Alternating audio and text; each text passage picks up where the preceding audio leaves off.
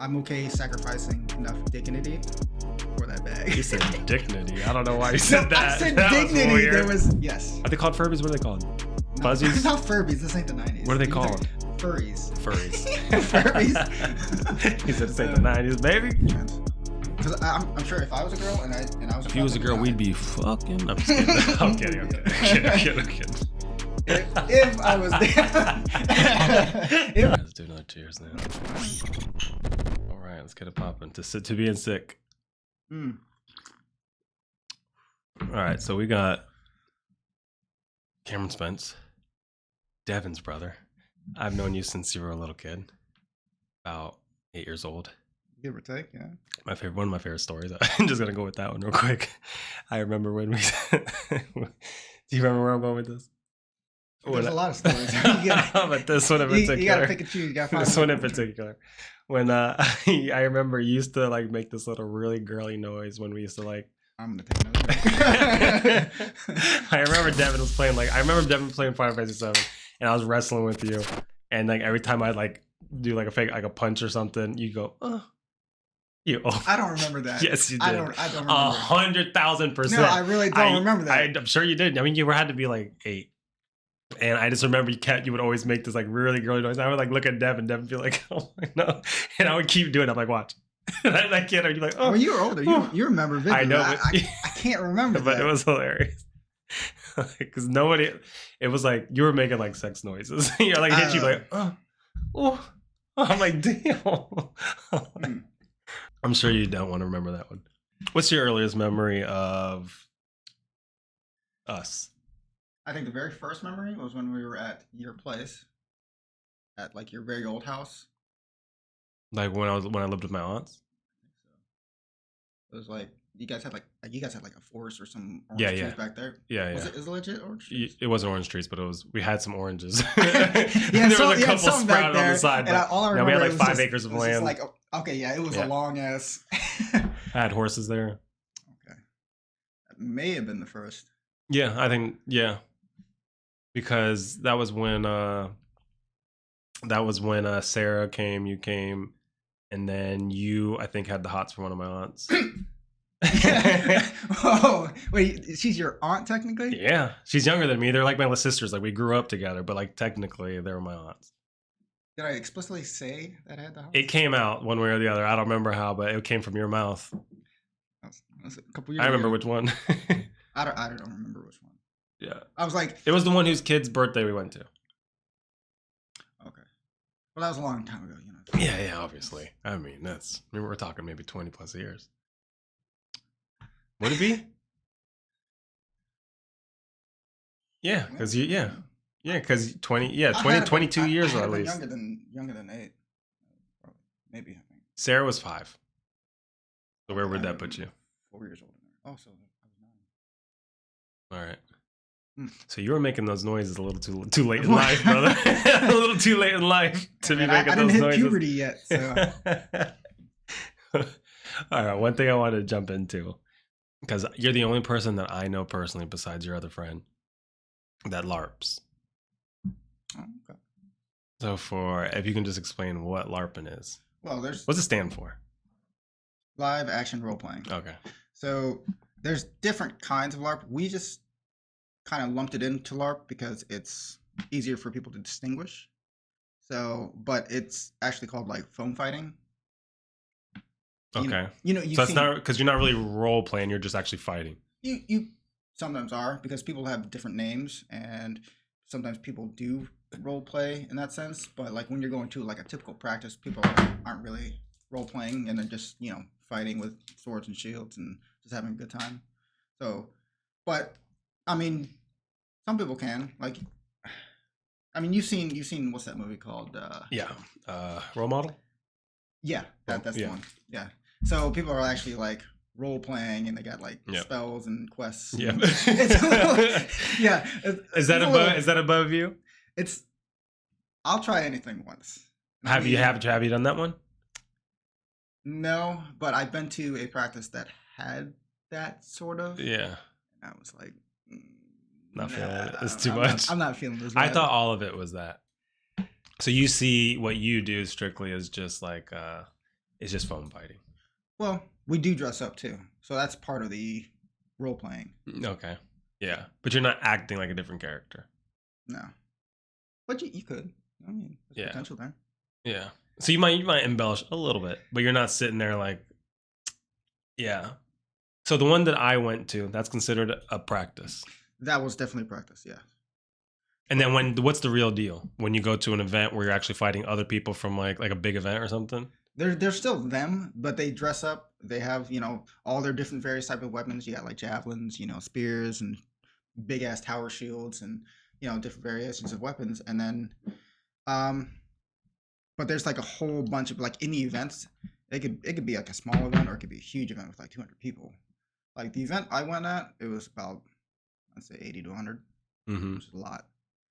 And normally they do different various games that like they'll have boundaries or something like that, or like they'll have like balls that are like rocks and they'll like throw them at your head, and if you hit their head, they die.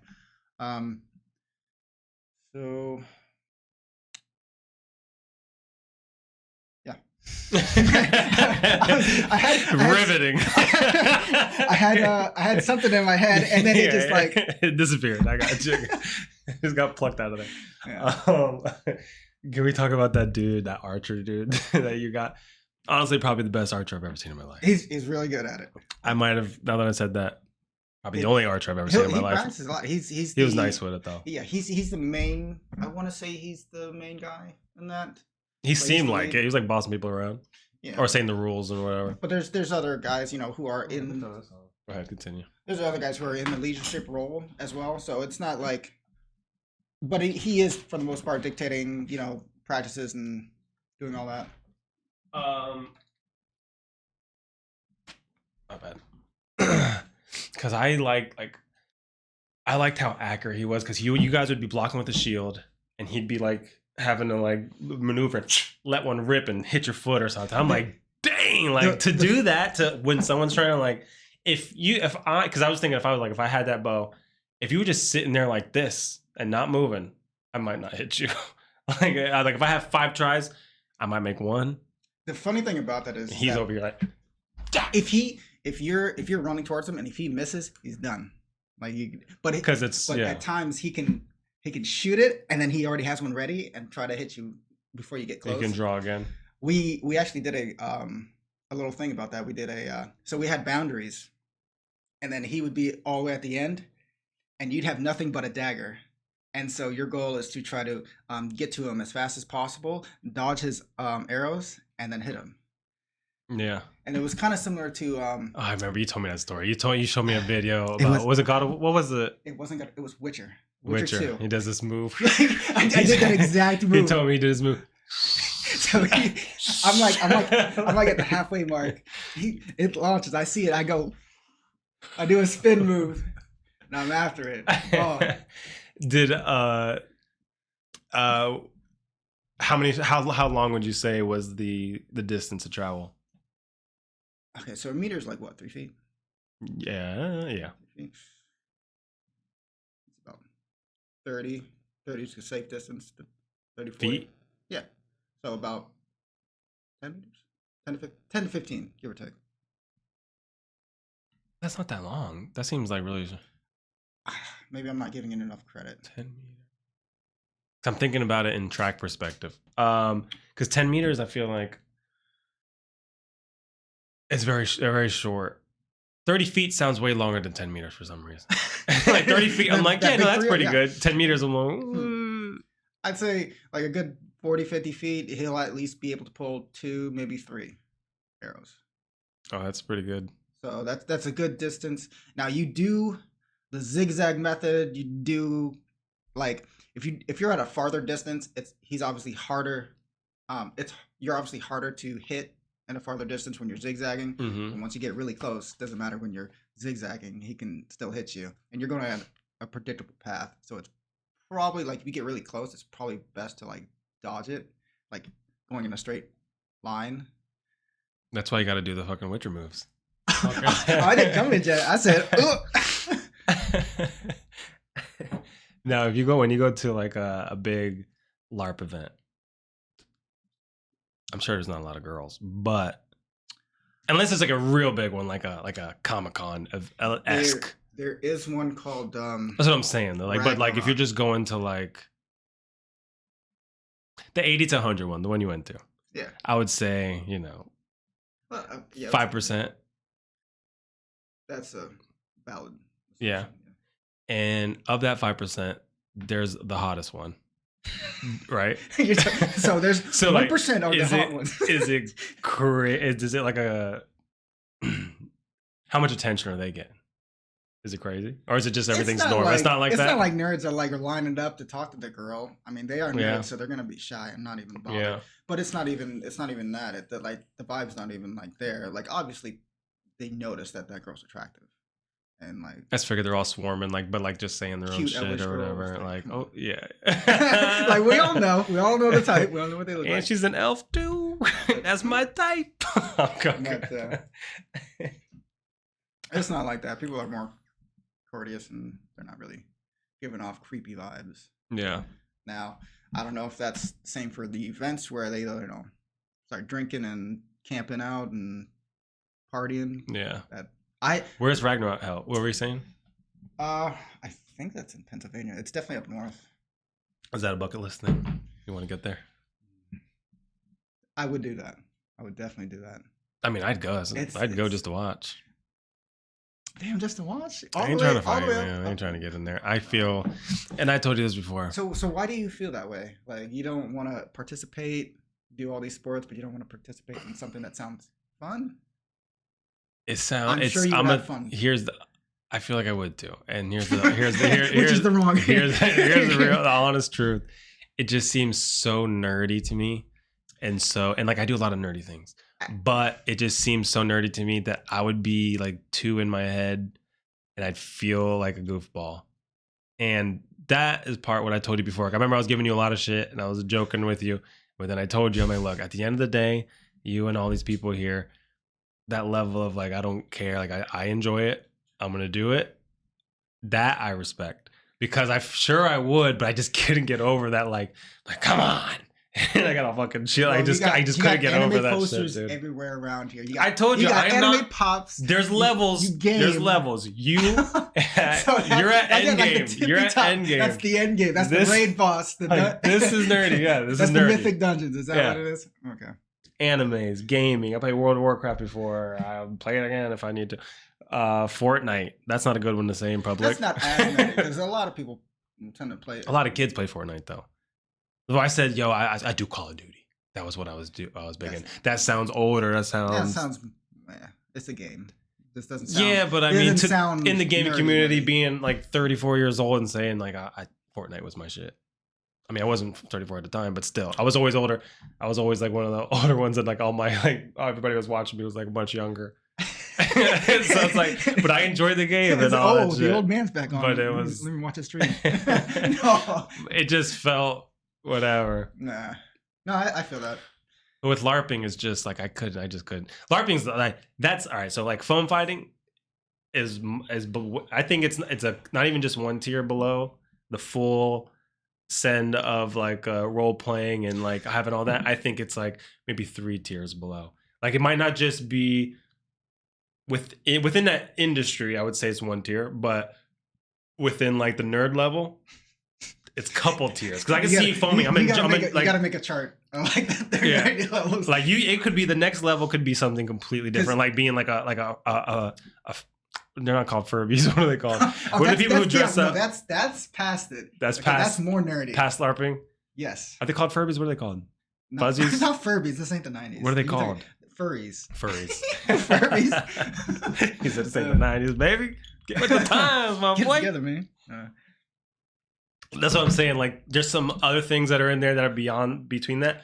But within the industry, 1 tier. But in like in the realm, I don't think I think it's a couple tiers above to get out there and like really get into the mode and like watch that and like. So if everyone was in like quests and I just can't talk to somebody like that. I just can't do it. It's not in. Well, what I do is not like that, but we just phone fight. I know that's what I'm saying though. I can see that more. Oh, okay. Because it's like it's fun to fight with swords. I fight my little one all the time with swords. I remember being young. I used to come up with little like because I was the oldest and had my brothers and all that. I would make these like I'd make these whole stories up, and like they were reoccurring. It's like a video game. So like when we wake up the next day, we'd continue where we left off. So I would always be the villain or something like that. But I would make up this whole world. They would have their swords and whatever. We used to take blankets and use them as capes. Oh, okay. We used to do the whole fucking nine. And like but like the stories were like I would make it was like almost like we were playing Dungeons and Dragons, but like with our bodies. And like I was the dungeon master, and I would just come up with these like big extravagant things or whatever.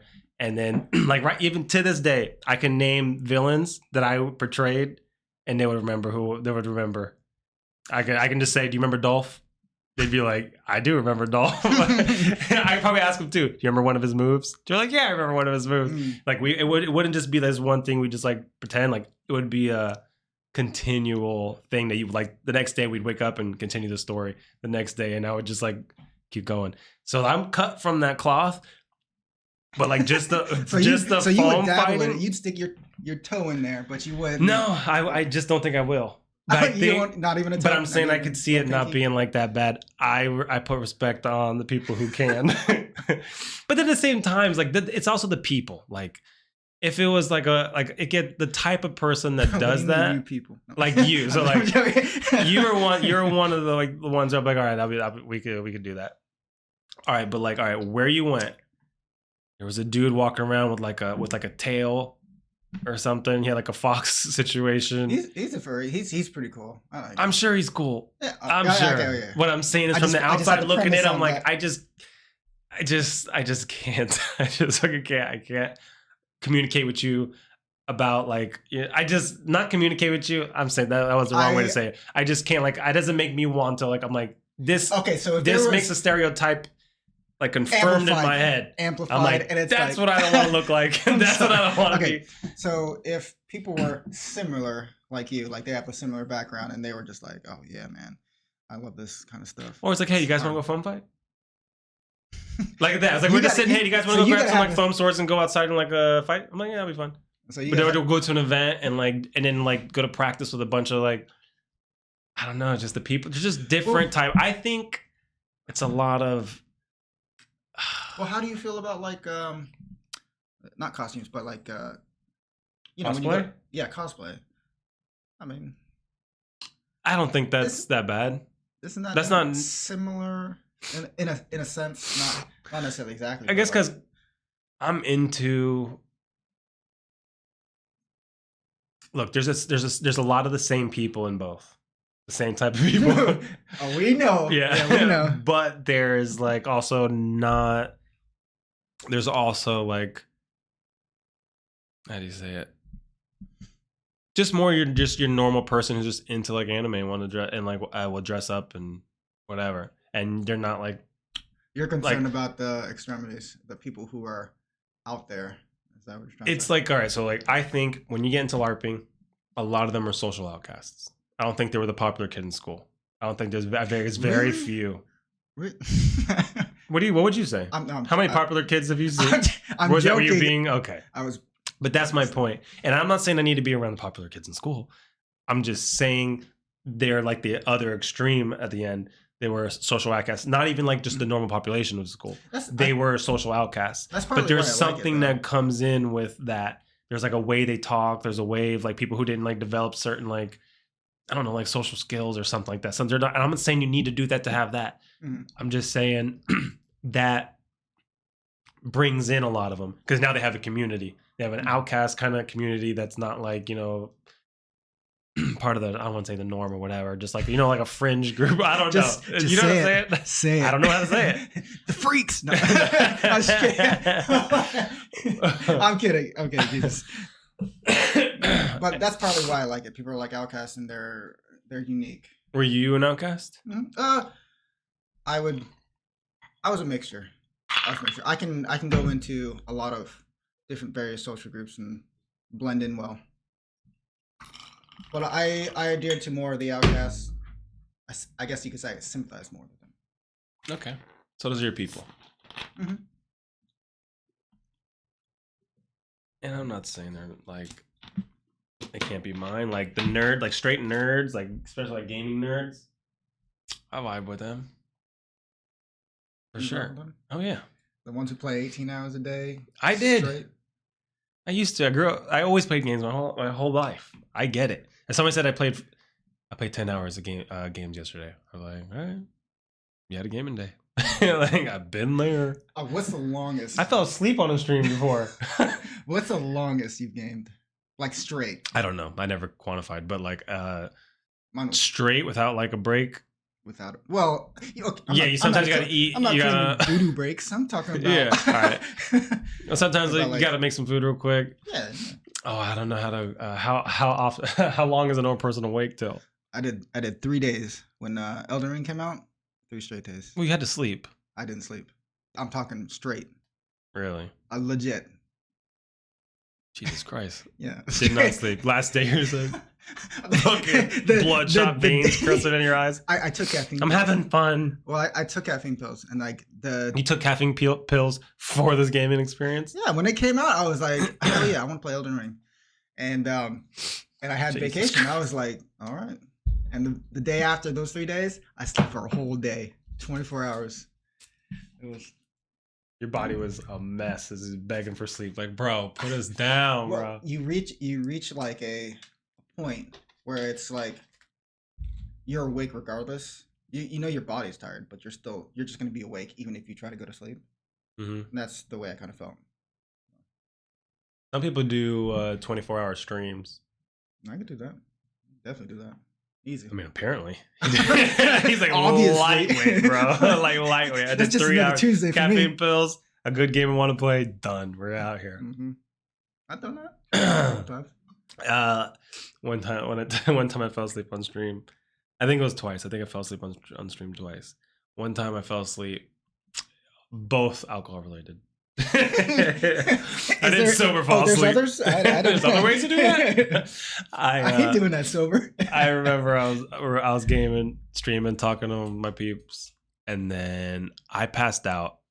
And then people on who were watching were trying to wake me up. So like they were like, because I was getting pings from Discord, so they were trying to do like calls and like ping me. And then people who knew me in real life who happened to tune in, like were trying to like text me or call me, and I'm just out. And you see me here, like slumped over, and then I just start to like go down. Kind of like that one night. And then I'm over here. Like we got back At, from Sunset. You were, oh my you God. You were clocked out. I look dead. I'm surprised no one checked my pulse. Your Nobody, neck but twisted. I was like, is he okay? Like, maybe do one of these. Like, is he good? Good. You ever seen I mean, like I was out. I just started slumping in and ended up on the floor. You ever seen like Family Guy where like Peter like I don't know he like either he like trips or something and like he's passed out. Your body was like this. It was bad. I saw the picture. It was bad. That looked like a dead body. Like no, but you guys just went to sleep. Yeah, you'll be all right. You guys were sleeping comfortably in the bed. I'm just fucking Like, yo. dead on the floor. Are you good? At least straighten my neck. Somebody? Anybody? Anybody got a parental instinct in their body? Nobody. There you guys like. I guess that's where he's sleeping tonight. I figured you were good. I'm assuming you've done this before. Check. What was I saying before? Oh yeah. But one of the funniest parts of that though, when I passed out, was like I passed out. Everyone's trying to get a hold of me. Is what they started to do to try to get my attention again because I still had my headphones on. Is they started donating because I had a with the donations. I'd have like a little like sound every time I got donated on stream. Mm-hmm. So people were donating like "wake up" and shit like that. I remember waking up like, and I think I didn't even look at the stream. I was like too like felt like shit, like in my head like what, did I just fall asleep on stream all night? I just turned it off. Oh, I didn't even go like, is anybody there? Like I didn't like even see who was still there, who like stuck with me. In total I made $50. You made $50 sleeping. Yes. Sleeping on stream. So like it was like little donations at a time and whatever, and like kept trying to jingle me. I made $50 that night. Some people actually do Not streams. readable. They like sleep and they get paid money. Yeah, Not that's a new specifically- thing. Yeah. Not specifically for that, but And it's only girls. There's no guy who would sit there and just like actually no, I did see one guy. There is a guy. I'm sure there's. there's But that's an anomaly. That's if not Ninja like, decided to sleep on it, I'm sure if some of these guys would. they were like, "Here's $1. Wake up!" Yeah, Yeah. we're gonna do that. But no, the girls do it as like a thing and they'll fake sleep. These guys. You know about that? Yeah, these guys are creepy. Yeah. They're sitting there like, yes. sleep, have good dreams. And then you can see them like fake sleeping. They'll turn over, have their butt out. Yeah. And they'll play, oh, just so happen to sleep this way. Crazy. Simps, bro. Nah, it's too much.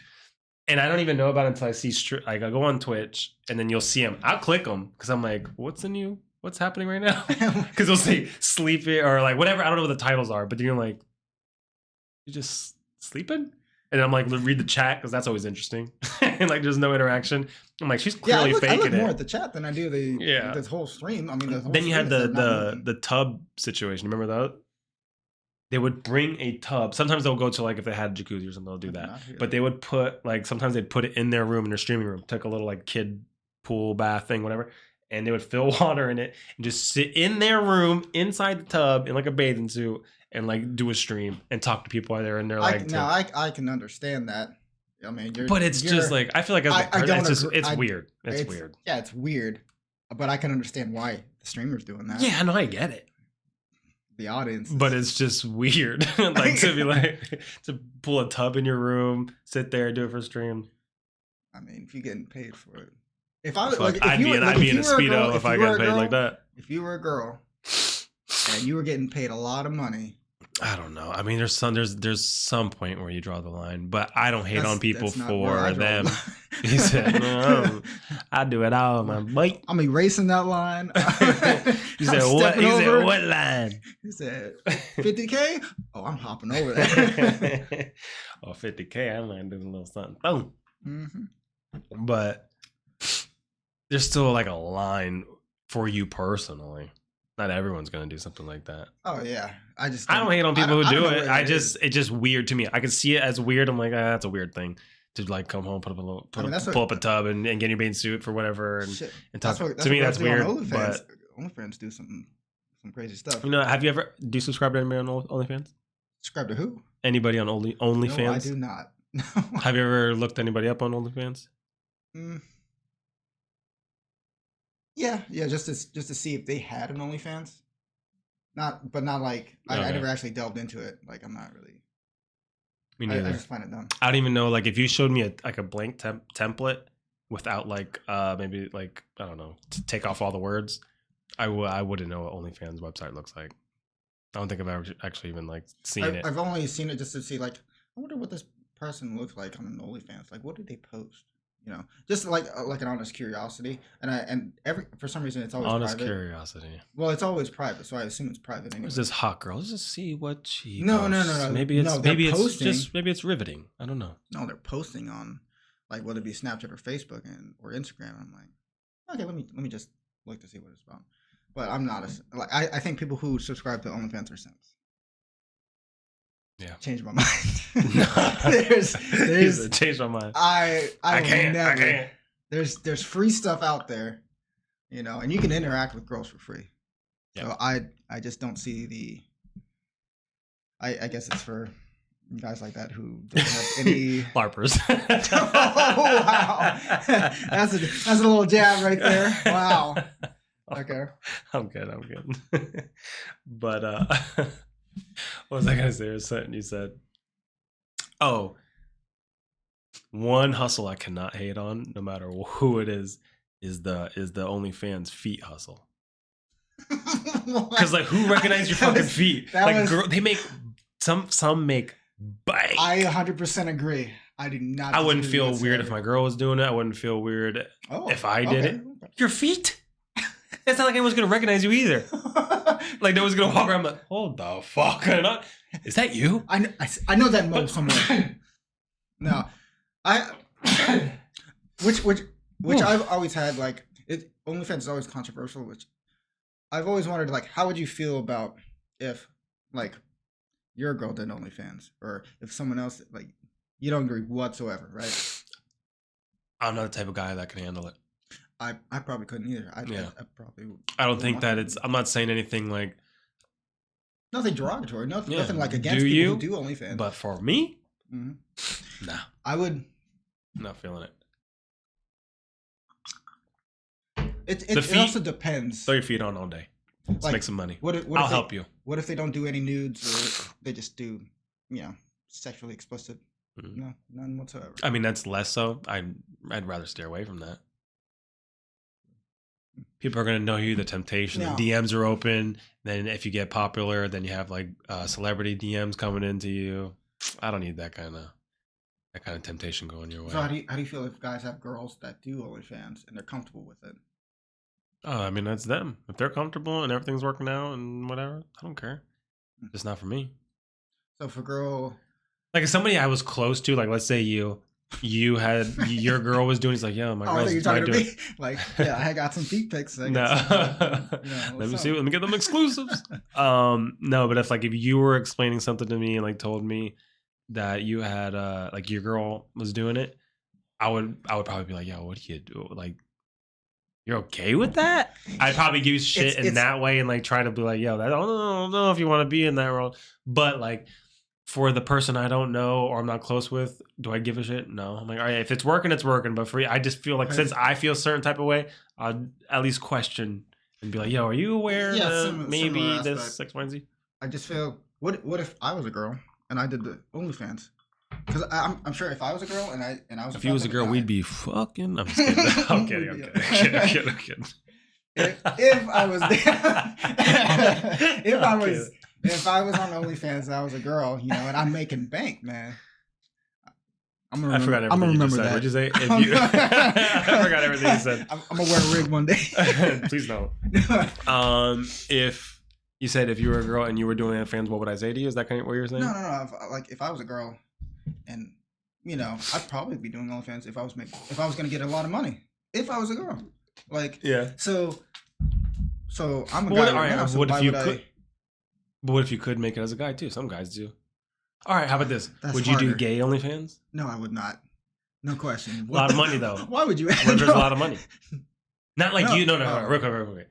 Not that you are doing gay things, but let's say you're getting naked for a gay audience. That's what I'm talking about.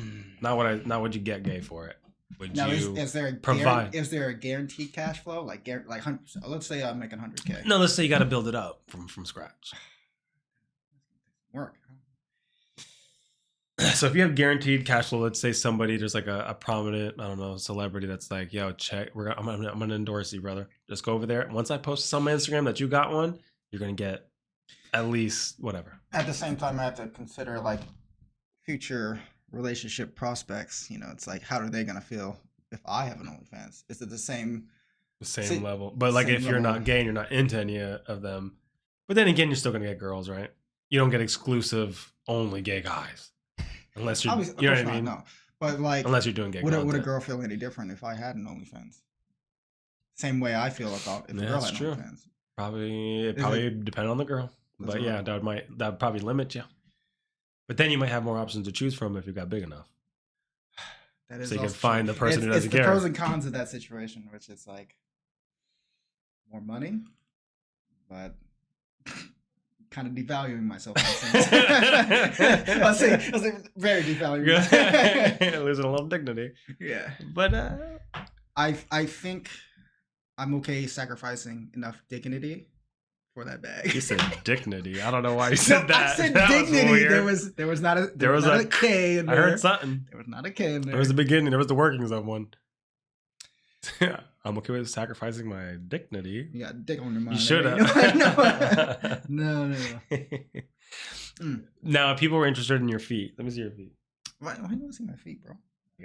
Okay, that's too much work. I'm not. Sorry, do you have any weird kinks? Something that's outside of the normal. Maybe I would like to get like. sorry. I don't know where you're going, but where my head was beginning to go. Oh, it could have went anywhere. It could have went anywhere. I can probably assume where your head was about Just to go. Continue. Don't filter. Let it go. Maybe I'd like to get like.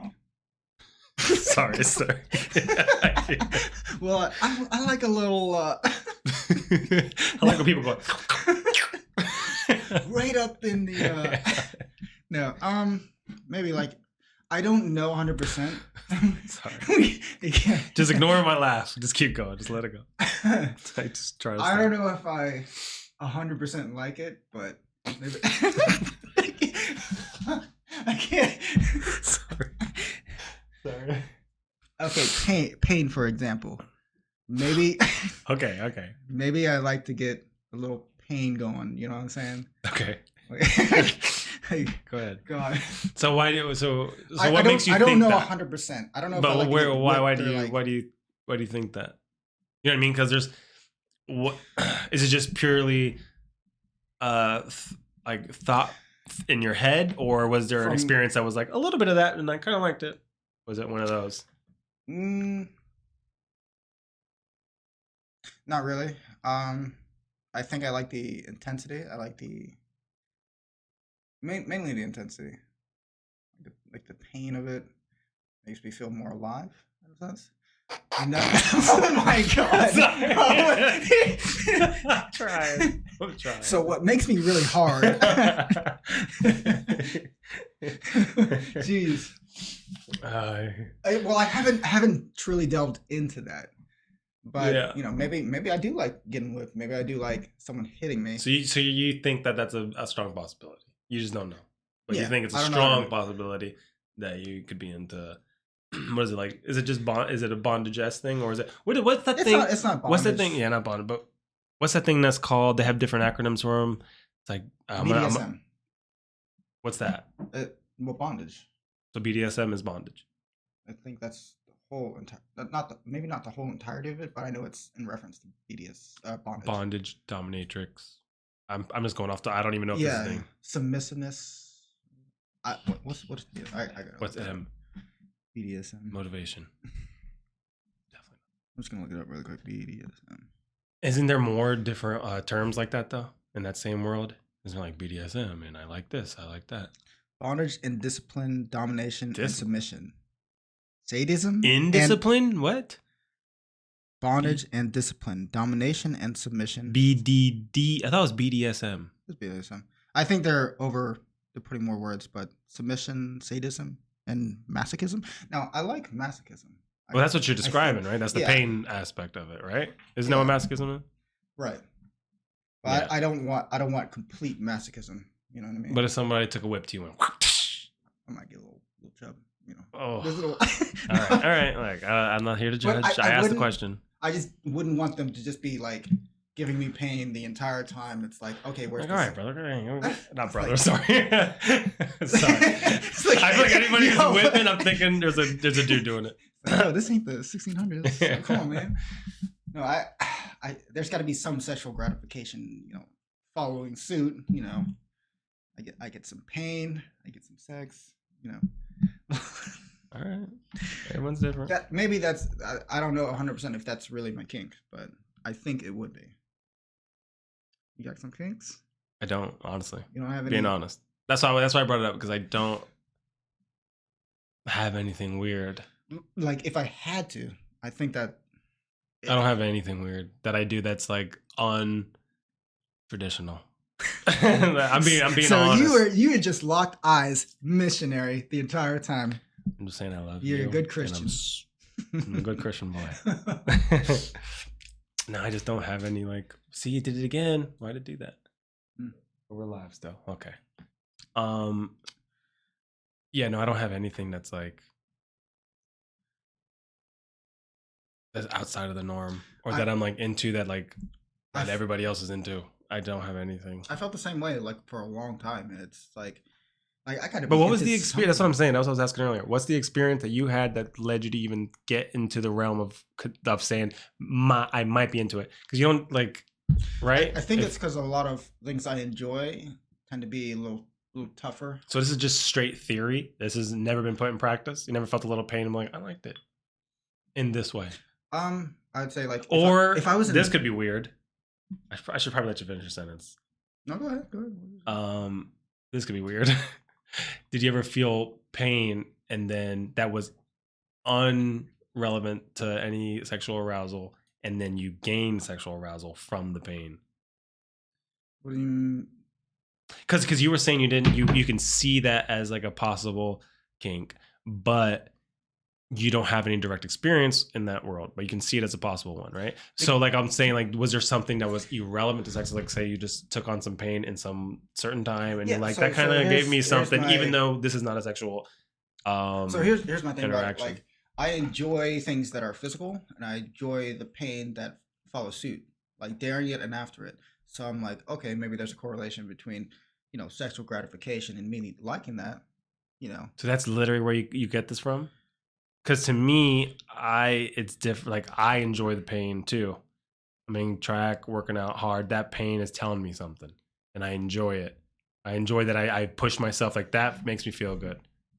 But there's no way my brain correlates that with some like sexuality. It's just I like it for what it is. It's telling me I'm getting a good workout. This is hard. It's tough. Maybe I want to think like that. Maybe I want to enjoy like that. I don't know. So it's just a straight theory. I think there's more to it.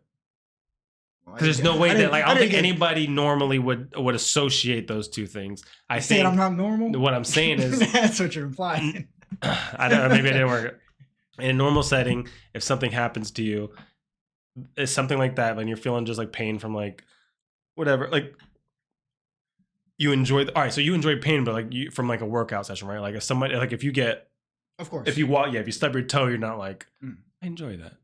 Yes or no? Oh, I wouldn't enjoy stubbing my toe. That's what I mean. So there's a certain type of pain. Certain type, Well, that's certain type of pain. I think a lot of people like. Mhm. And it tells you a lot about yourself, and then enduring that puts you in a certain mindset to push through it. That whole thing. But there's no way that my brain is correlating that with any kind of sexual pleasure, or I wouldn't even make a link. Like I like that. Let's put that together. Maybe, there's no link in my head. I wouldn't go as far as to say like I'd get a hard on, but I would say that I enjoy the pain. Like if someone were to like whip me or like spank me or something like that, I mean, maybe that would. I'm sure you're not wrong. I'm just saying that's like there's something else going on than just like the normal correlation there's of like internal pain and like, hey, let me just because you made it sound like I'm just theory crafting here. This, that, put that together. Maybe that's okay. I think there's more going on. There's like an experience of a level of a certain type of pain that does something for you. There's gotta be. Because how else would you correlate those two? What I would think is vastly different experiences. I'm thinking of sexual experiences that I've had that may have induced that. Maybe. I think something has. Something has, yeah. Yeah, there's no way it's not. I'm sure you have it in your head. You just don't know if you want to share it. That's fine. No, it's you don't have to not share like. it. We can I move don't right mind on. sharing. It's I know you just don't, like, but you don't have to. Go ahead. Like it's like okay, if an ex bit kind of like nibbled on my cock, I just no, like it's like I don't think I don't think I was turned on by that, but maybe that was like the catalyst, Okay. It's like I don't like my dick bitten off. Just putting that out there, but But you like chunks taken out. That's fine. I'm just kidding.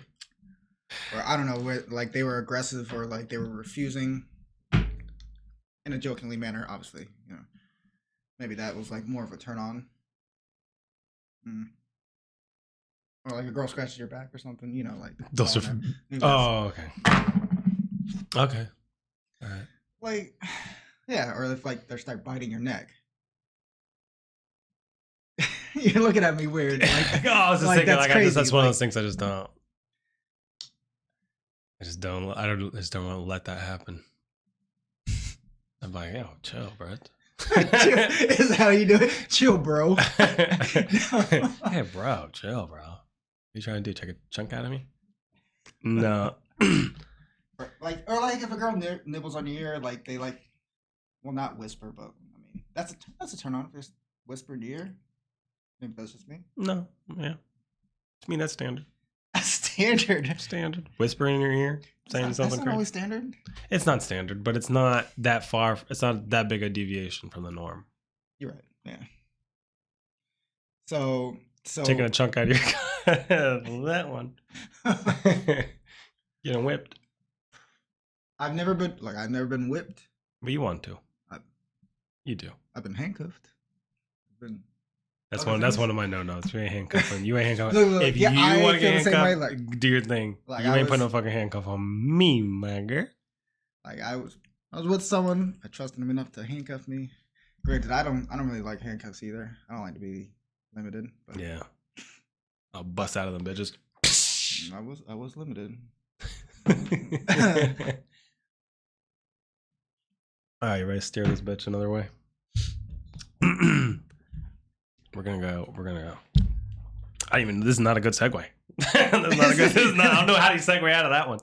But I did want to. I wanted. I don't even know where to go. I do know where to go, but here's let's go with it. Moving on to this thing.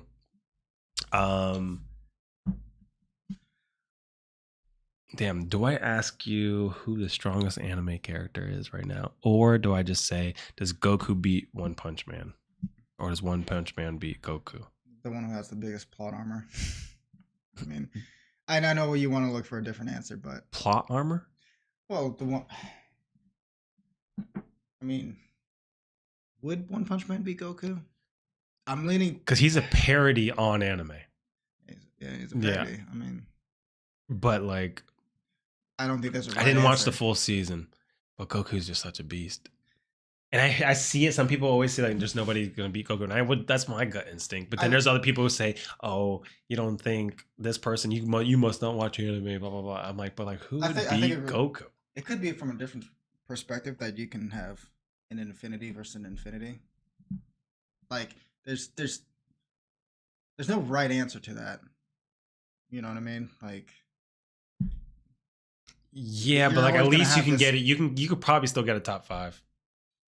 They're based on strengths. Like you could probably say, well, all right, like, there's no right answer, but like who that you can get to a top 5. So you can get close to it in theory craft amongst who would. So who would you go with? I didn't finish One Punch Man. I've also have such a long history with Goku with watching so much Dragon Ball Z and growing up, the nostalgia. It's just hard for me not to say Goku. Yeah, so you're a little biased. Yeah. When you're like, oh. Yeah. I didn't finish One Punch Man though. I will. I enjoy it, but just the whole concept, like I haven't seen him have a hard fight yet. Like, yeah. Well, and the only way to like beat him, don't tell me. Well, you've seen Goku have a hard fight. Yes, but he also is. He can go. But whereas, yeah, he always rises to it, and now he's on like level of like fighting gods and destroyer gods and all this kind of stuff. I have not seen Super. Yeah, a little bit too cartoony for me. I just. Like Dragon Ball Z, it was like the epitome of like. Super's good. I know it's good as far as like, you know, setting and plot goes, and I just. One thing that got me. Animation style, I can't. Really? What's wrong with anime style? Compare that with Dragon Ball Z versus Super. Which one's better? Super. Oh, you're lying out of your teeth. There's no way. Dragon Ball Z is way older. But it's clean. It is crisp. The fighting scenes. Well. I would say. Have you made it in Super? You said you watched a little bit, or haven't watched it at all? I've seen like an episode or two. I look at the animation. You need to get to like the tournament. The tournament. Like yes. 40s and 50s. Like I don't know. What? Episode 30, 40, 50. Oh, okay. I thought you were talking about the year 30s and 40s. I'm like, what? No. Yeah, it's good. I mean, you would have a hard time saying what you're saying. Animation style is just better. Maybe it's just too cartoony. Just newer. I don't even know what you mean by that. What do you mean cartoony? Like the animation style. Like the. It feels like just an upgraded version of what it always was. Now, Dragon Ball Z was more serious than Super. You can't disagree with that. Well, it's kind of hard to. Super only went on for like 100 and something. Dragon Ball Z, I don't know how many, but like it just seems like it's been on. There's so much more content there. You have Dragon Ball Z comes from before Goku ever went Super Saiyan, all the way to Super Saiyan 3. That's a lot of content. That's a lot of growth. That's a lot of different arcs. Some arcs are going to be crappier. This has like Frieza. Super Cell, has like maybe Majin Buu. 1 or 2, maybe 3 arcs. I think 3 arcs because you have Kit tournament. There's another tournament. Well, I'm referring to as of now, like. Oh, and there's 4 arcs and you have Black Goku. So you're saying Super is better than Z? That's not what I'm saying. Well, I'm saying visually, animation style, and the fight scenes. I think it's better. I gotta just. Well, look, there's I- scenes in Z that are super dope, but like I'm so anime, Maybe- like it's hard. Like or like when Vegeta was my favorite Vegeta version is when he's Majin Vegeta. Oh, my- Majin Vegeta. Oh yeah, he Majin turns- Vegeta. turns Oh, the- and he's like fighting it, but he still wants to fight and then Goku. he sacrifices himself. Oh, Oh, such a that fucking- it's the shit. That's the shit. But like the animation, pure style, the way it looked is not as good as Super. But it's hard to because that's such a cool ass moment and things he did and that whole thing. It's just hard to put those things above that. So that you have to disparage what you're saying. You're saying like looks too cartoony. I don't think the fight scenes look as good. I have to disagree there. Are you going to say there's certain fight scenes that are better and certain story arcs, whatever? Then I wouldn't be able to disagree I there. can't- But okay, I can't say anything about it because I haven't delved in deep into Super because I didn't get into it. So I'm just gonna sound ignorant if like I talk about like a fight scene when I don't know anything about it. then what's your? Let's move on to what's your favorite? Do you have a? I have a hard time saying what's my favorite anything. You can ask me what's your favorite color. I can actually answer that pretty easily.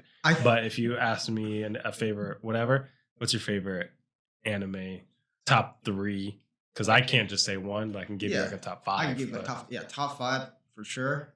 But it also varies depending on your mood. You might not be into like a happy-go-lucky slice of life kind of anime one day, and then you might be interested in a military or like a psychological anime. And like, I get that. And I say that to a lot of people who haven't started watching anime because I think when you first bring up to someone's like, "Hey, do you like anime or do you watch anime?" They're like, "No." You're like, that's like, I don't think I'm into it. Yeah. I'm like, all right. You probably think in Dragon Ball Z or like fighting anime or whatever. I'm like, but you don't realize like there's the same way. It's like saying I don't like. It's not the same as saying it, but like it's saying- close. Like I don't like movies. Like you don't like. Or Like, saying, there's so many I don't different- like hip hop. It's like No, I think it's broader than that. Because if you say, all right, so like I don't like anime. All right, that means you don't like the style. But like, or I'm not. Here. All right, I'm like kind of keep self contradicting in my own head. And what I'm trying to get out is that there's not just one type of anime. Anime, what a lot of people think, I think is like Dragon Ball Z, the whole fighting thing, whatever. They're psychological. It's like there's different genres, completely different. There's things that are going to take you on a ride the same way you like these movies that keep you thinking and seeing this, whatever. Animes do the exact same thing, but animes have like an art to them that they can do things and freeze time and add so much content in this time that you can't do in a movie that it would be weird. Like if I'm going to throw a punch at you, it'd be weird in a movie, be like, and have all these like thoughts as like whatever. They can go into a whole dialogue, a flashback of this, whatever, all these things. And so much dialogue before I land that first punch or whatever, or things are happening. They'll freeze frame and do it. And it just flows with anime. And like, but you can add so much depth to like a situation. There's so much different styles of anime too. You know, like there's different. That's what I mean though. Like, it's like you pick what you want. And like you just find something you want. Like you just don't know. Like you just think anime is this. Let me show you something. And then whatever. Usually my go-to would be like Death Note. Get that psychological, see the in and out the psychological battle. That's one of the top ones that I like. I consider like one of the psychological ones that I really respect. That one, and I would say Monster. Monster's pretty good. I didn't finish it. I heard it was really good though. I got like 30. I think he went to the cabin. He was in the cabin or something at some point. Did you watch the one I told you? Kaiji? Hold on, no. I watched the other one you showed me because you were telling me another one. Nope, I didn't see it. I did watch what's his name? Something the Hollow, Kabiyama the Hollow. But what's the Hell's Paradise? I finished it. Well, it's still ongoing, so you can't finish it. Well, I finished season 1. That's the only thing that's out. Is that the finishing season? Yeah. Yeah. It was 12 or 13. It was less. I think it was 11. No, I think there was 12. I think. But it's still good. I don't think it's as much psychological. I think that's it's not.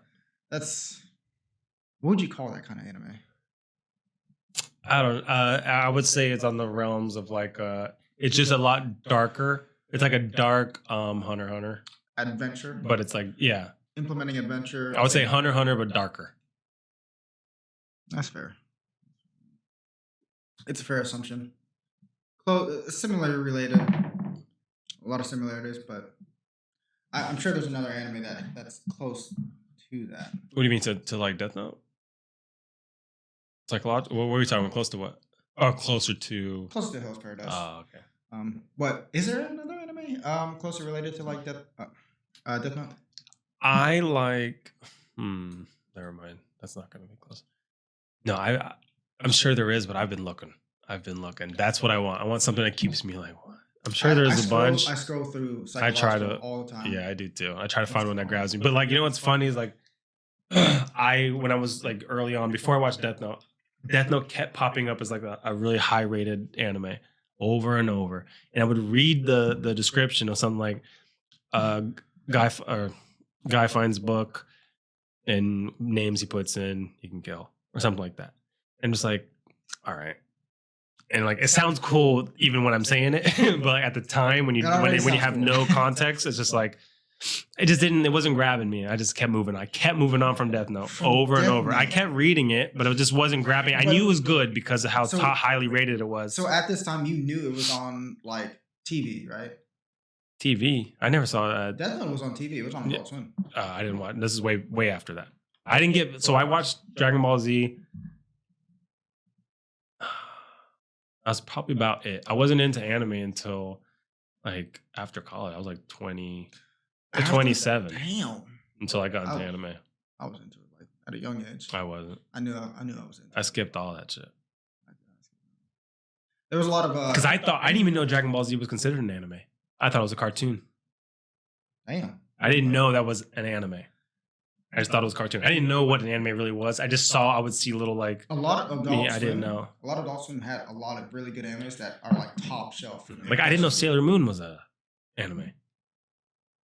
Oh, okay. You didn't know that? I knew that. Oh, I knew that. Yeah, I didn't know. I didn't know any of those were animes. I just thought they were on Cartoon Network. They're cartoons, just like any other cartoon. I didn't know what described an anime. I didn't know that was an anime. So what was the first one? Was it Dragon Ball Z for you? Dragon Ball Z for sure was the first one. What about but for when I was like deciding to watch anime and like, oh, this is anime. Mm-hmm. Attack on Titan or Tokyo Ghoul. That's pretty late. I told you I was like 27. Attack on Titan. What else? I don't remember which one. I think I started watching Attack on Titan first. I watched the first season, and then I went straight to Tokyo Ghoul after the first season. And then I finished Tokyo Ghoul. And then that's like, after those two, I'm like, need more. And then I started diving in. It's like a little drug. It's like, I need more. I need more of this. And I just kept looking and looking. I started watching a ton, and then it's never stopped since then. The best ones are between 12 to 24. It varies, but I'm not suggesting I do that all the time just because, like, look, if you're gonna spend, like, in my brain, like, am I willing to go to watch 1,000 episodes or 500 or 300 episodes, or I can knock out 5 or 6 to 10 I like to feel some 24 episodes instantaneous. I like to, but I know it's not because, like, put it this way, like, do I regret watching Naruto? No, of course not. That's what I mean. But that long journey that you go with them adds so much value to how much you care about that anime or something like that. That's true. And that's what I mean. So if it's a great anime and it's very long, you just get so invested in it and you see it on such a deep level. And then they can go into so many plot twists and they have so much time to like really like let you think this is the plot for whatever, and then switch it up for, you know what I mean? That makes it really cool. Kind of like the mystery, like behind like all the Nine Tails and all the. There's so many, yeah. But like in a long anime, you can do that, and you can do it on a short anime, but it's quicker. I can get so invested to a narrative on a long narrative where I feel like I know the narrative, and you're like, hold on, what? Everything I thought was wrong. You know what I mean? Something like that. For 100 episodes in, and like that was not the case. That there's a different level of like shock value that you can add to like a long one. I don't disagree with that.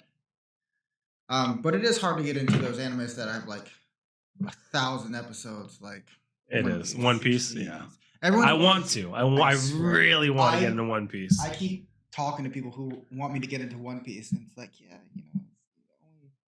it gets interesting at first. And while it's slow, but then once you get to like episode 400 to 500. Yeah, I know. I'm going to watch it. I know that I won't regret it You because gotta there's hunker the pieces, the people that are swear by it, and they're on that Naruto level and stuff like that. I didn't want to get to Naruto for the same reason, and then like I just did. I wasn't hooked off the bat. I just kept going, and then I started getting, all right, it's interesting, and then next thing you know, I'm like, oh shit, I'm stuck, baby. We're watching this the whole way through. But I know One Piece will be like that. I just haven't given it the time. I have given it 4 episodes, and I thought it was Have you shit. delved into Bleach? I haven't. I've seen. I haven't, but I know everyone says that one's one of those ones too. It's just a little old. 400 something episodes. Yeah. I know it's good. I know that one. That might be one that I'm not even that interested in it. I want to watch an anime and then be easily like being able to buy the merchandise and be like, yeah, watch this. I like the shirt. I like the look at.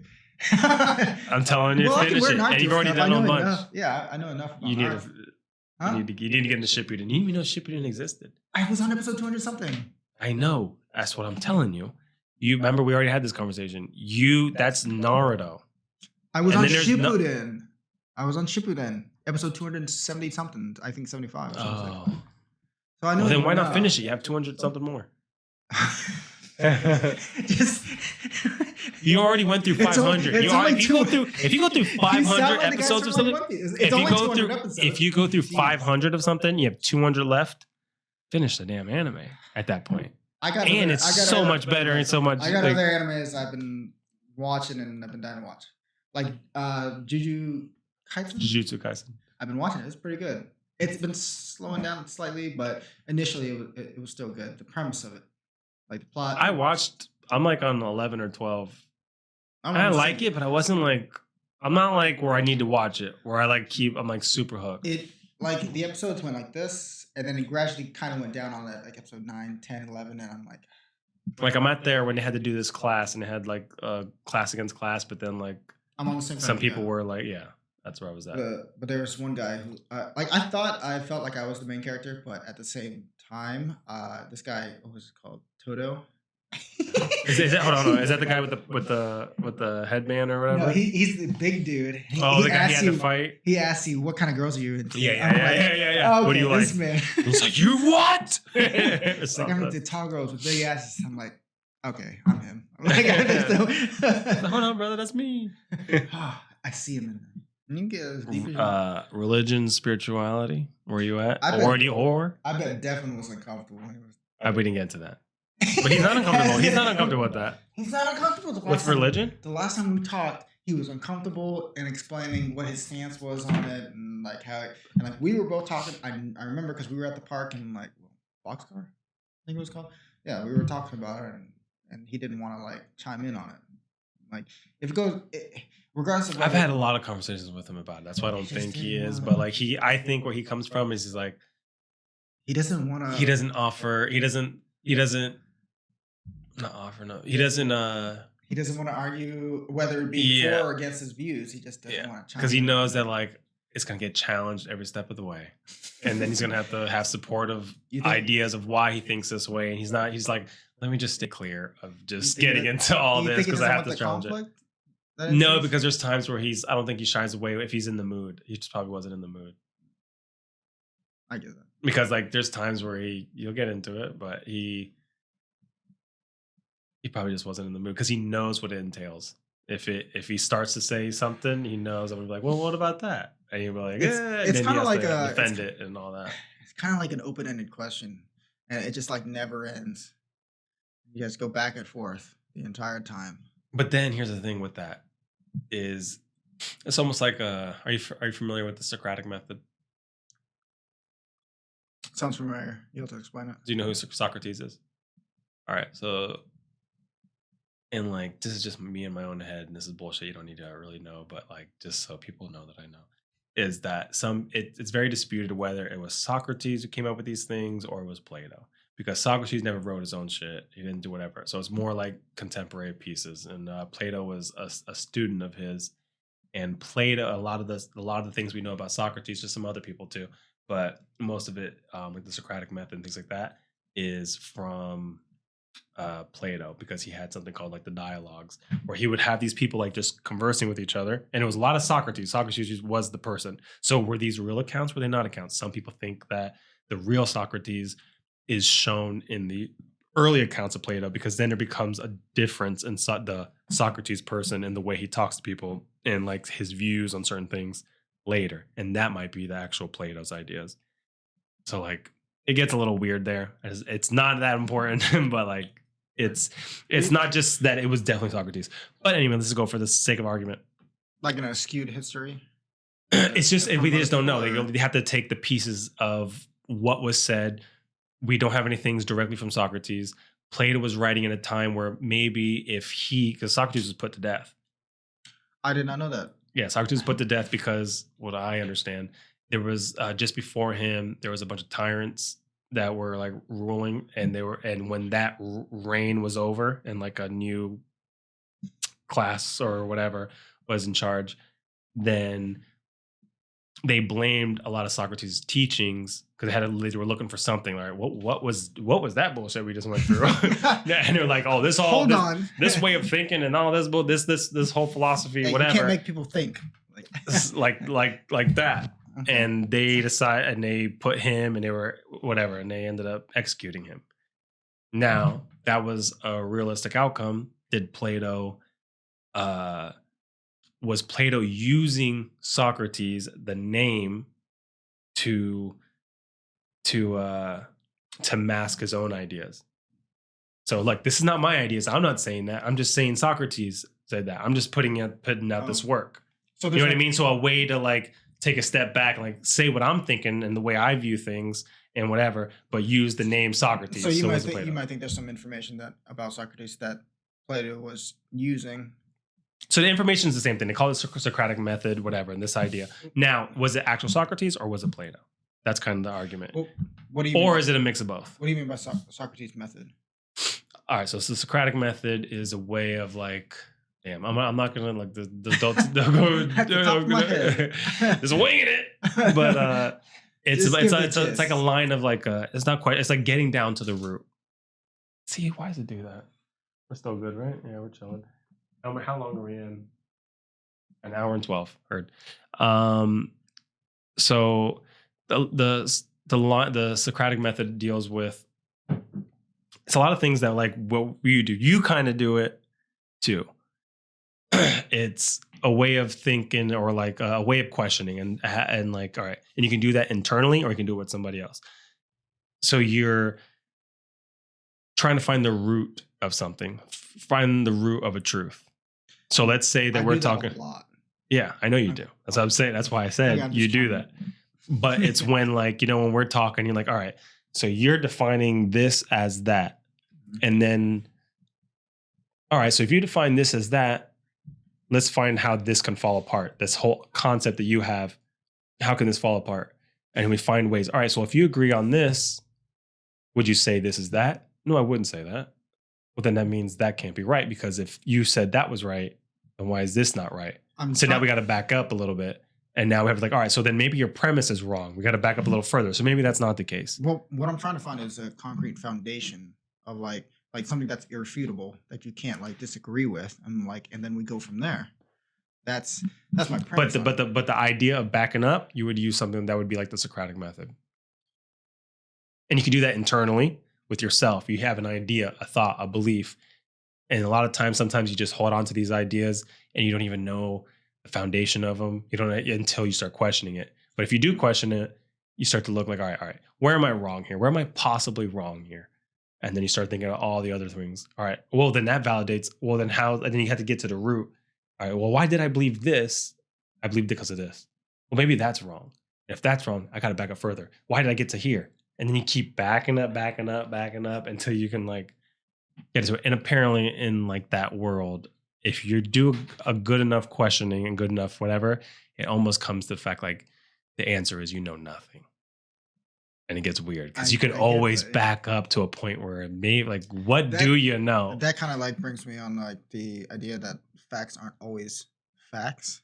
Like there's some way you can like facts are kind of like malleable in a sense.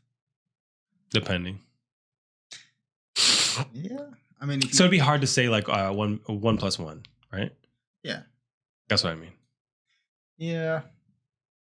But then I can't. I'm not that as creative as to think of something that opposes that. Yeah, and that's very intelligent of a response, because what they say also in the line of Socratic, let's say you're doing a Socratic dialogue with somebody, or a Socratic way of questioning somebody's beliefs. It really depends on the person asking the questions, on how far you can back somebody up, and how you can not just trap them, but like, or just make them think. Let's not trap, but like make them think, or like the better you are at being able to question certain ideas, or the smarter or the quicker witted you are of getting to the root of something, you can keep backing up and backing up. But the point of it all, and then you might get to a point where neither one of you can get past that point. You're like, yep, that's it. But when you think like that and you back up enough, you will deeper understand whatever the fuck it is you're talking about. Even if you realize you don't know the answer now, you thought you did, now you don't, but actually, that wasn't a good example. Let's say I thought this was the answer. I still think it's the answer. But since all these questionings that things had made me think, and having to back up to like certain causes of it, now I understand it even deeper. Even though I still believe the same thing, but now I understand it deeper than I did without questioning it. You can still have answers that are like unchallenged in a sense. Like you don't really have to have like. And what do you mean? It's always good to challenge your ideas. Like it's always good to challenge, but it's not going to be as challengeable. Like for example, 1.1 = 2. Like I don't know how to challenge that one. Yeah, exactly. I just don't know. I don't even know why you would. So you're going to have some facts that you can't really challenge as much, and so like that you could start that as your basis until it's proven otherwise. Yeah, the main thing would be like, all right, like it'd be like, all right, gays shouldn't marry, and you're like, well, why do you think that? Then I'm like, oh, well, and I'm not saying that's what the Bible says. I'm not saying that. But like, there are people out there that would say, well, I'm Christian and I just don't believe that, right? There's people out there that would say that. And then you'd be like, all right, well, then let's challenge the base of your idea. Why do you think that? Because of the Bible, or just because of Christian faith? All right, what about the Christian faith? That then you find out what they say. Mm-hmm. Oh, it's this passage right here. That's how I see it. And you're like, all right, and then you challenge that passage. And then, or you challenge, or about how that passage came about, or something like that, right? Mm-hmm. And you start backing. So then you came up with this idea. Now we're like reverse treeing it to try to get to the root. And then when you get to the root, you might find, oh, maybe it's bullshit. Or you might say, no, that's it. No, I'm right. And then since you went all the spider web, you still believe that. But now you know it's so much deeper than you did before, because you've actually challenged your ideas and went really back and past, and we're important to do that. Arguing with why do we even start going this route? You did. I know, but why did I brought Socratic? Something about Socrates and Plato. And I know it was before that. That's the whole reason I got into the Socratic method. Because you're talking about backtracking into like a root problem. And but what were we talking about before that? I guess it doesn't matter. Oh, no. That was what?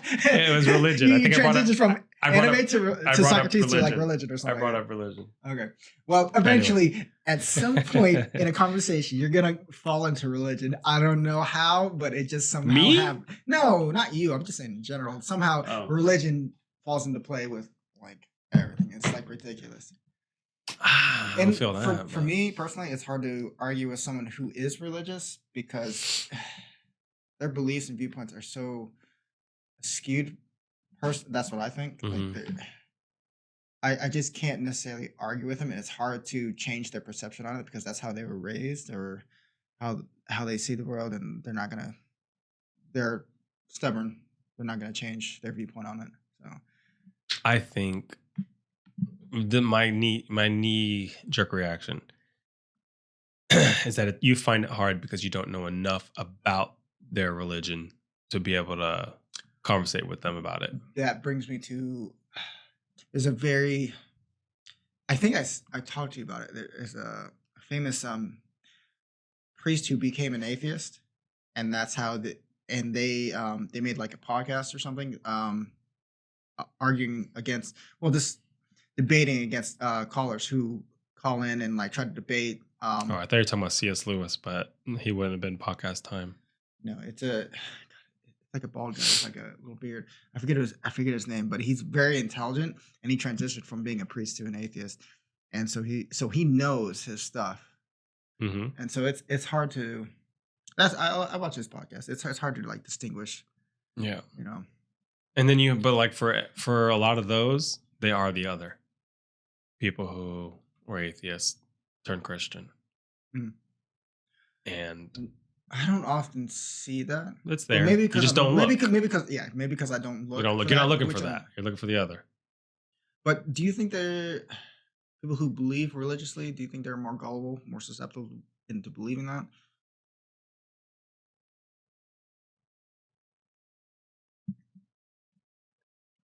I think about this a lot. Like I meet intelligent people who are also Christians. Yeah. I meet intelligent people who are also atheists. Yeah. So it's not like it's not an intelligence question thing. of whether there's intelligence. But are they culpable to being? Well, some people gullible? lack intelligence in certain areas, and I'm not saying this is the case. So relax. I'm just saying. Relax. What I'm saying is, some people definitely do lack intelligence in certain areas, and people have blind sides, and people are quick to believe certain things. A lot of people would always bring up C.S. Lewis. He was I don't know if they said he was an atheist turned Christian. I think that's the general idea of him. And I looked him up, and and you would hear his thoughts, like the thoughts that he had when he was an atheist. He was not. He was always looking for a little off topic, but every time someone says C.S. Lewis, I always think of the the comedian. What's his name? What's his name? The exact name. It's C.S. Lewis? Yeah. What's his name? Is it C.S. Lewis? I think so. That's 100%. It's close. But I know there's two different people, and I know who you're talking about. It's just I just can't help but think of them. Oh my god! Put C.S. Lewis on. I know I'm not the only one who thinks that. C.S. Lewis is C.S. Lewis? Yeah. It's like, what's his name? That name. Comedian. It's Louis C.K. I knew it was different. Close enough, though. It's close. Close enough. Okay, I'm wrong. I knew it was different. I will. Okay. I'll admit that. But like the brain goes where it fucking wants. Anytime someone mentions Lewis, okay, I think of him. But you said that he found like smart people believe both. Yeah, it's not a concept of it's not a problem of intelligence, but is gullibility like? I don't think so. There's no similarity between intelligence versus gullibility. I don't think so, because I don't think they're really getting conned. And I would have different ideas when I was younger. When I was younger, I would definitely, my perspective would have been that. But there was something that I used to hate on religion a lot. And be like, that's so stupid. Like, why do you believe it? Look, I was a kid when I thought, I'm like, this is ridiculous. I went to churches as a Christian. And I'm like, this doesn't make any sense. Yeah. As a kid, and even as an adult, it doesn't make any sense to me. The X's and O's don't make sense to me. But it also really, we'd have to get into what I want to get into, what you actually, your ideas of what might be, but because that'll paint why you see a certain way. But before that, there was what's his name? Will Durant? Yeah, Will Durant. So he was a historian turned philosopher, and I love that combination big time. I'm big on history now and later in life. I used to think it was stupid back in the day, but I am all credit to Dan Carlin. Dan Carlin got me hook, line, and sinker. Dan Carlin, why does that sound familiar? I mean, I brought him up earlier, so maybe that. But he does hardcore history, and I probably brought him up to you a couple times in the past. But he makes history so he does some cool ass stories, and they're so. Oh, you know what you would like, you little masochist? You, wow. That's so off. You would like there's something he does called Painfotainment. It's a podcast. I'm gonna send it to you. Remind me if I don't remember. Painfotainment's about human torture in the the way we've done it in public displays of human torture. So not just like the human torture aspect, but like the public displays of it. And it gets deep in like almost like firsthand accounts, and then people who are watching and what they were thinking at the time, what the idea of some of these things were. It's crazy. But he goes into these crazy subjects, and he reads so many books and then comes at you with these things and from different things. And sometimes he doesn't land. If there's a dispute on a certain aspect of something, instead of just saying, well, this happened, like Genghis Khan died from a poison arrow, he'll tell you, well, there's a dispute there. We don't really know. This is probably what happened. A version I like to believe, he'll say things like that. Anyway, which I appreciate. So it's at times speculation. Like sometimes it's not just him. Sometimes it's just like this is the mainstream. Like, the historians just don't know. They don't know. Mm-hmm. Some person might say they know. Like, oh, well, he died from a poison arrow. Somebody else might say no because there's some evidence over here that's this, and this has a good backing too. And he'll see the both because he's reading so many different things. He's like, all right, actually, it looks like it's a little disputed. This is probably the leading case of what had happened, but some people actually think this way. So there's multiple viewpoints on the subject matter. On certain things, yeah. But he'll let you know when those things happen. It's like, yeah, this one's a little disputed right here on what's going on. But like a lot, he'll tell you the facts, but then he'll also say this gets a little weird, like whatever. And then he'll like dive into it and be like, imagine this. And sometimes it's not even the grand scheme of like, think about like an army going over here and an army over here. He'll dive into the soldier and a letter that soldier sent to his like home and what he was feeling personally at that time. So he'll macro it, he'll micro it. And it's like, and he'll paint this like picture. It's so fucking good. But I want to send you Painful Entertainment because you're a masochist and I think you'll like it. I didn't say I was a masochist. I just said I might dip my toes in it. I'm shit talking. I know. But where was I going? Oh yeah, Will Durant was a historian turned philosopher, and I like that combination because when you know what humans have done forever. And you see like trends or whatever, you can see what they will do or most likely to do. And you just have that history behind you and understanding what we've done and in different scenarios, what's happened and like the progression of what you almost see what humanity is kind of when you look real deep and like what they were facing and how they were acting, all this kind of things. And then you have the philosophy mindset of like thinking larger and like kind of like whatever and like an abstract view. I like what he said, but he talked about religion in a way where he said, when he was younger, he used to write, he wrote books and things, or I don't know if it books or maybe like scholarly work or something against like religion. It's like vehemently against how stupid it was. But then as he said in his older years, and I'm paraphrasing because I'm just like talking off my ass right now, but he was saying in his older years that he turned a different respect to what religion has done. He said, he was saying something like, who am I to question what has worked for humanity for so long? So he's not saying the validity of the truth. He's not saying this is the case. He's not saying like, look, Christians are right. He's not saying that. What he's saying is this longing for something when people are in utter darkness and utter whatever, and like some crazy situation, the things that were helping them, keeping them going, finding them purpose was religion. I would argue on that. Let me finish the thought though real quick. Okay. And he was saying, who am I that something that's been helping people for so long to jump in and criticize? And he said that he felt that like, and he's not saying I am now a Christian. He's not saying that. He's just putting more respect on the name of what it did for humanity and what it does for people and what it does for the human race as a whole to have these ideas. That's my understanding of it. I'm not saying that religion isn't a positive experience for some people, but what I am saying is, what would happen if religion, if humanity didn't have religion in general? Would we have been more advanced now? I don't think so. I think so. Why do you think so? I think all the time spent on religious views and preaching, the gospel or whatever, it could have been spent more on scientific technologies. And is that how people would have spent it though? Is that how people would have spent it? Think about it right now. Instead of spending all the money in Ukraine, we could have fought cancer, put a lot of money in there. We could have cleaned up a lot of the poverty we have in the United States. We could have, all those billions of dollars that we sent over there. We could have said, look, we're going to rebuild a lot of infrastructure here. We're going to build whatever. My point is just because there is another option and way doesn't mean humanity and the people in charge are going to take those actions instead.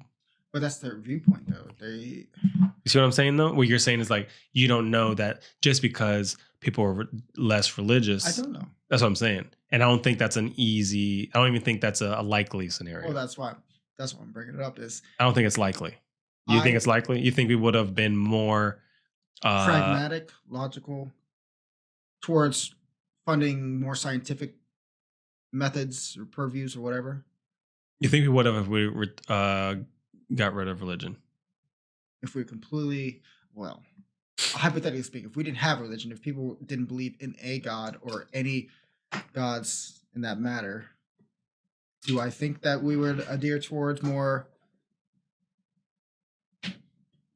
putting our efforts and money towards more important things? From my perspective, fair enough. My perspective, yeah, I do.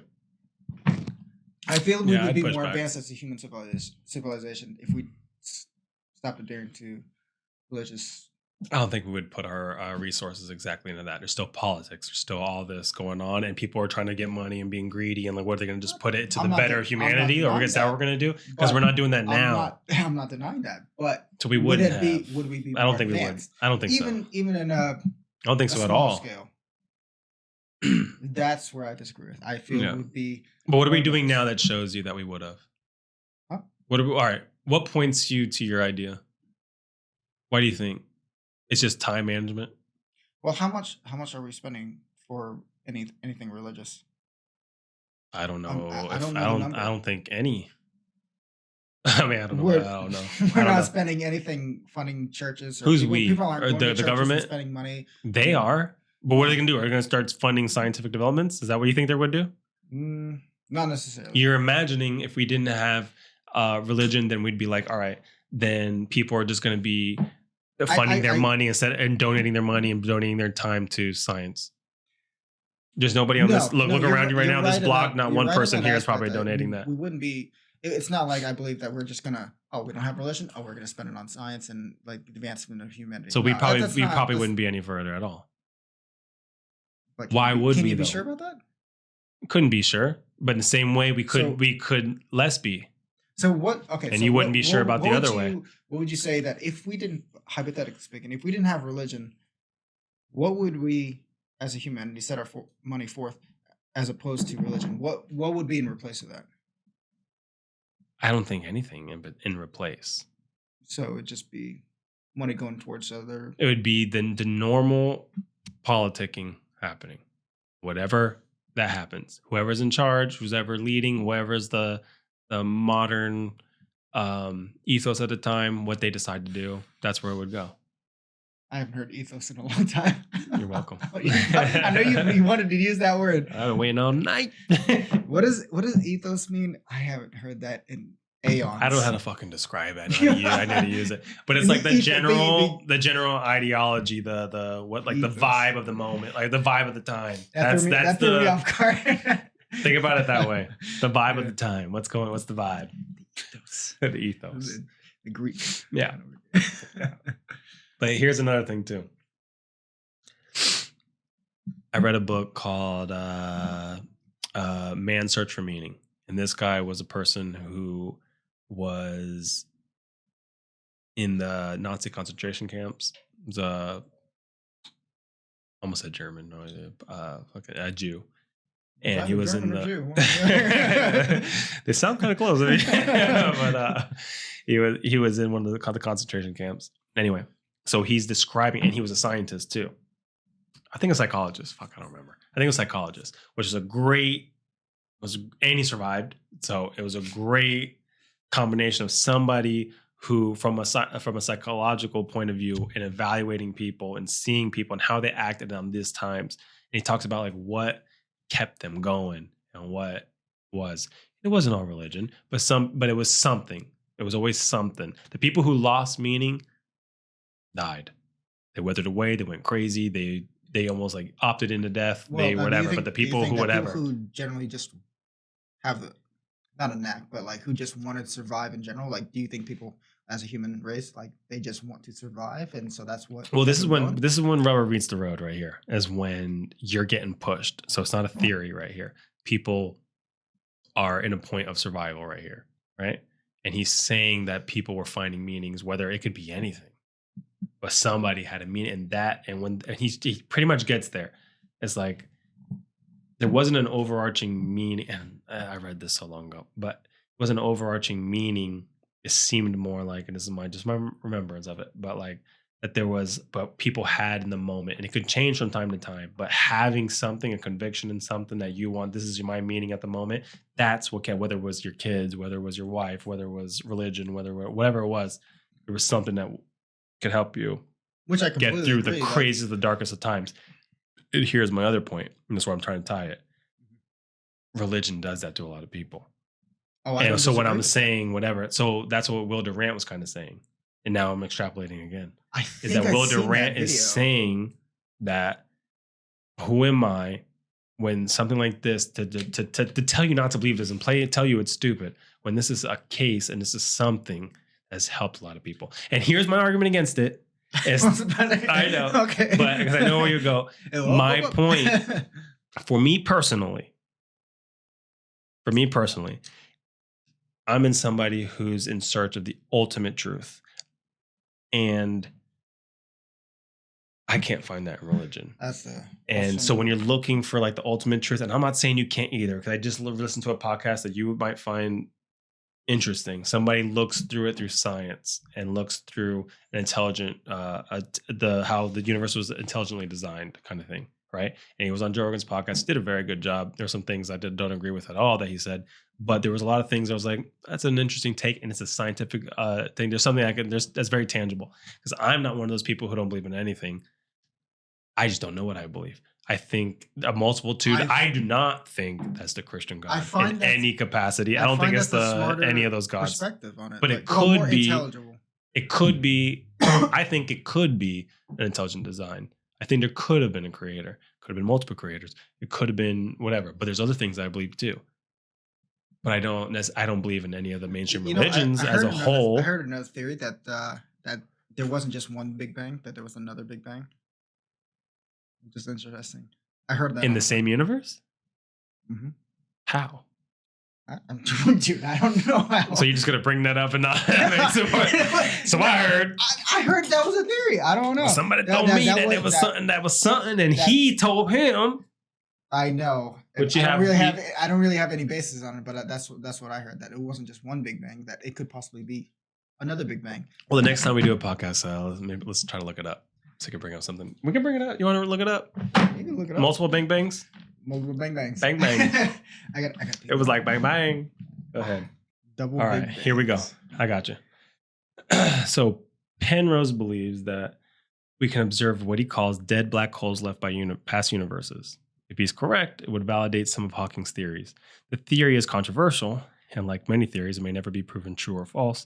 If he is right, the universe we know will one day explode, and a new one will come into existence. So there is something to what you said. Congrats! Somebody told you something that somebody thought. It's not like we can prove or disprove it. It's just only speculation, which is, I thought it was an interesting concept. Because I always thought, oh yeah, one Big Bang, that's it. Oh, I don't think that. I'm not saying that's what I completely believe, but. Oh, let's get to that. What in a spiritual, religious, universal, whatever, where's your thoughts at? I'm not gonna, as an atheist. So then say that I'm an atheist. That's what I did. As an atheist, I'm not necessarily disproving that they're in existence of a God, but I'm saying there's not enough evidence to support the claim that there is a God. So I don't know the definition, but wouldn't you be agnostic then? Let's look it up. Honestly, I don't know if I'm agnostic either. Let me define agnostic. I would put I guess atheists believe and there's no God. Now, There's nothing there. Yeah. I will. Hold on, real quick. Agnostic, a person who believes that nothing is known or can be known of the existence or nature of God or anything beyond material phenomena. All right, so I'm not an atheist. I mean, I'm not agnostic. You're not agnostic? I wouldn't put you No. in the category of agnostic. Huh? Because you don't necessarily believe in a God. I but know, you but it says or can be known of the existence or nature of God. Because you don't know. Doesn't mean can is a future thing. It's not what it doesn't mean with the resources we have now. Doesn't mean that it is saying that we will never know. I don't think we will not never. Is that what it says for agnostic? It says a person who believes nothing is known or can be known. Okay, now that I don't understand why they put or can be known. Yeah, or maybe these are all different things. I'm assuming this is all lumped together. Or nature, or nature of God, or anything beyond material phenomena. I am not stuck on material phenomena. I wouldn't say that's me at all. That would be a different category than if it was, because I wouldn't agree with that. It's like or can be known, because you never know. We could possibly have the technology to conclude that there could possibly be a God or no God. Yeah. Like, I don't understand. And there's people who have crazy psychedelic experiences and things like that. No. I also I'm gonna think stop right there. What? Psychological experiences have no relevance on like for existence. We're not looking for proof, but like there's people who have gone through them who feel a different way. Why would you say different? Feel a different way. They're high. They're psychedelics. They're supposed to make you. Have you ever done a psychedelic? I have done acid. You ever done like mushrooms or anything? You know what's funny about that? I've always gotten close to doing mushrooms. I've had it like in my mouth, and for some reason, like I didn't get a chance to do it. So, no, Devon. For some reason, he's like, "Oh, I can't pay for that," and I had it in my mouth. I was like, "Oh." I was like, "But I want to." I'm like. So that's the one drug I haven't tried was mushrooms, but I've done acid. Not multiple times, but I've done it before, and it was extremely visual. Yeah, it's a different like DMT and things like that. I've never done that, but I want to. But like, you have to. If you hear what people say, it seems like, and the people in history that have done things like that, it's a lot of the. Some people think it could be a little mental gateway into getting that. DMT only gets released when you die in your body, but it's a chemical inside your body. But you can.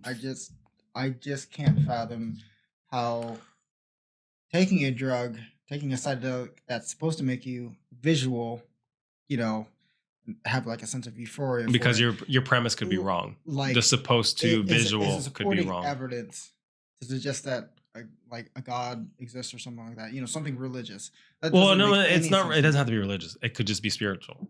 It could be just something going. You might not be able to put your finger on it, but something. There's something deeper than this material world. Let's put it that way. That's the takeaway. Okay. Not that. I just haven't experienced anything spiritual that was any conclusive evidence to suggest that. Yeah, me neither. This is this. Like me neither. But I've listened to enough people that I trust on the way they describe things. Joe Rogan being one of them. And a lot of people that he's had a bunch of people on, and people who know the psychedelic stuff. Joe Rogan is so good. He asked the right question. When he dies, I'll die. I'm kidding. That's a fan right there. So you're an atheist. No, never mind. Sorry, we already did this. I am though. But you're not. An atheist is you're hardcore. There's nothing out there. Material world. That's the raw truth of reality. Here's the thing. You just when people you're more agnostic than anything. Well, when people talk about a God and the existence of a being, that's being anti. Let me explain something. In a biblical sense. Being exactly. And I think that's where you're getting tied up here. And a lot of people would too. A lot of people think, all right, you're an atheist. What's the opposite of an atheist? Depending on where you're at, was the leading religion or a religious belief? I think there is no religion that has it right at all. And I will not subscribe to any of them. But I don't know the answer. I know I don't know the fucking answer. But I have some things that if you come to me in a certain way and say certain things, I'm like, yeah, that could be it. That could be it. But I don't know. And I'm not going to subscribe and tell you, you know what the truth is? You know what the truth is? You want to know what's happening? No, you know what's going on? I can never say that. I can never come because I don't know. But I have some ideas. But I think there's things, I always say there's things on the docket and there's things that are just not going to make the docket. And I don't think any of the religions are going to make the docket. What's interesting is that someone might say, okay, there was a God, but what was before that? Was God created by something else? You know, like, is that the end all be all for? Well, then people would just say it was timeless. It was. Then what is time? Well, time, like, if you want to get into that, that's a whole fucking weird situation. I know. That's what parts gets me into other realms of thinking. Things that we experience aren't just necessarily there. Like, by the way, there's like so many radio waves and colors that we just can't see coming through. Like, there's so many different frequencies that we don't vibrate with. Like, there's a whole different thing that we just don't experience on our day to day. And then another thing would be like time. You can go. Oh, before I forget. Okay, so the definition of God could be different. Mm-hmm. Absolutely. It can't. It's not like just like some guy up in the clouds, just like dictating how we do or see things. That would be more of a religious God. If you think about it, like organized like an energy concept, then I could be like, okay, that's where I'm at. Yeah. That's where I'm at. That's where I'm at. Like, okay, you're not an atheist then. Do you see what I'm saying? I didn't say I was. You did say that. I'll rewind the tape. No. You know what I mean? I'll make that a clip. I'll make that a clip. Okay, I'll make that a clip. I gotta take it back. Okay, that's my point. That's why I said you're not an atheist. You just. It's like I don't want to. You don't know, and you calling yourself an atheist is because you're doing it into an anti-religion perspective. I'm not religious, so I'm atheist. Well, there's you're right. a lot more in between.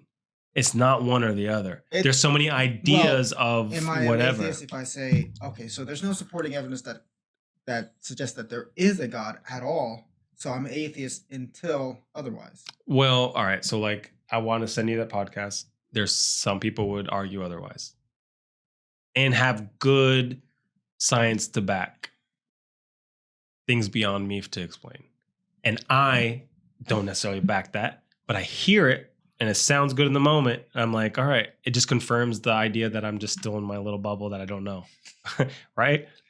But it doesn't lead me to believe one thing or the other. But like, if intelligent design doesn't scare me. But I just don't believe in that. You do. I'm not saying whoa, no, I did not. You don't believe in it, but you know it's on the table. You just described it. You just described that. Look, if you just say there's something that would somebody energy though. It's the same shit. That's not the same shit. It is. No, it's not. All right, explain how it's not. Because they're personifying God in a sense that he's dictating what you do and don't do in life, and like this is good and this is evil. That's one way. That's one way. You just that's not a form of listen. That's one way to take in an aspect of what a creator could be.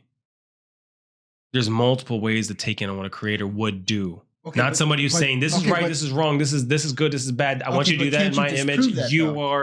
Can't you disprove that though? That like he doesn't dictate what you do and don't do in life?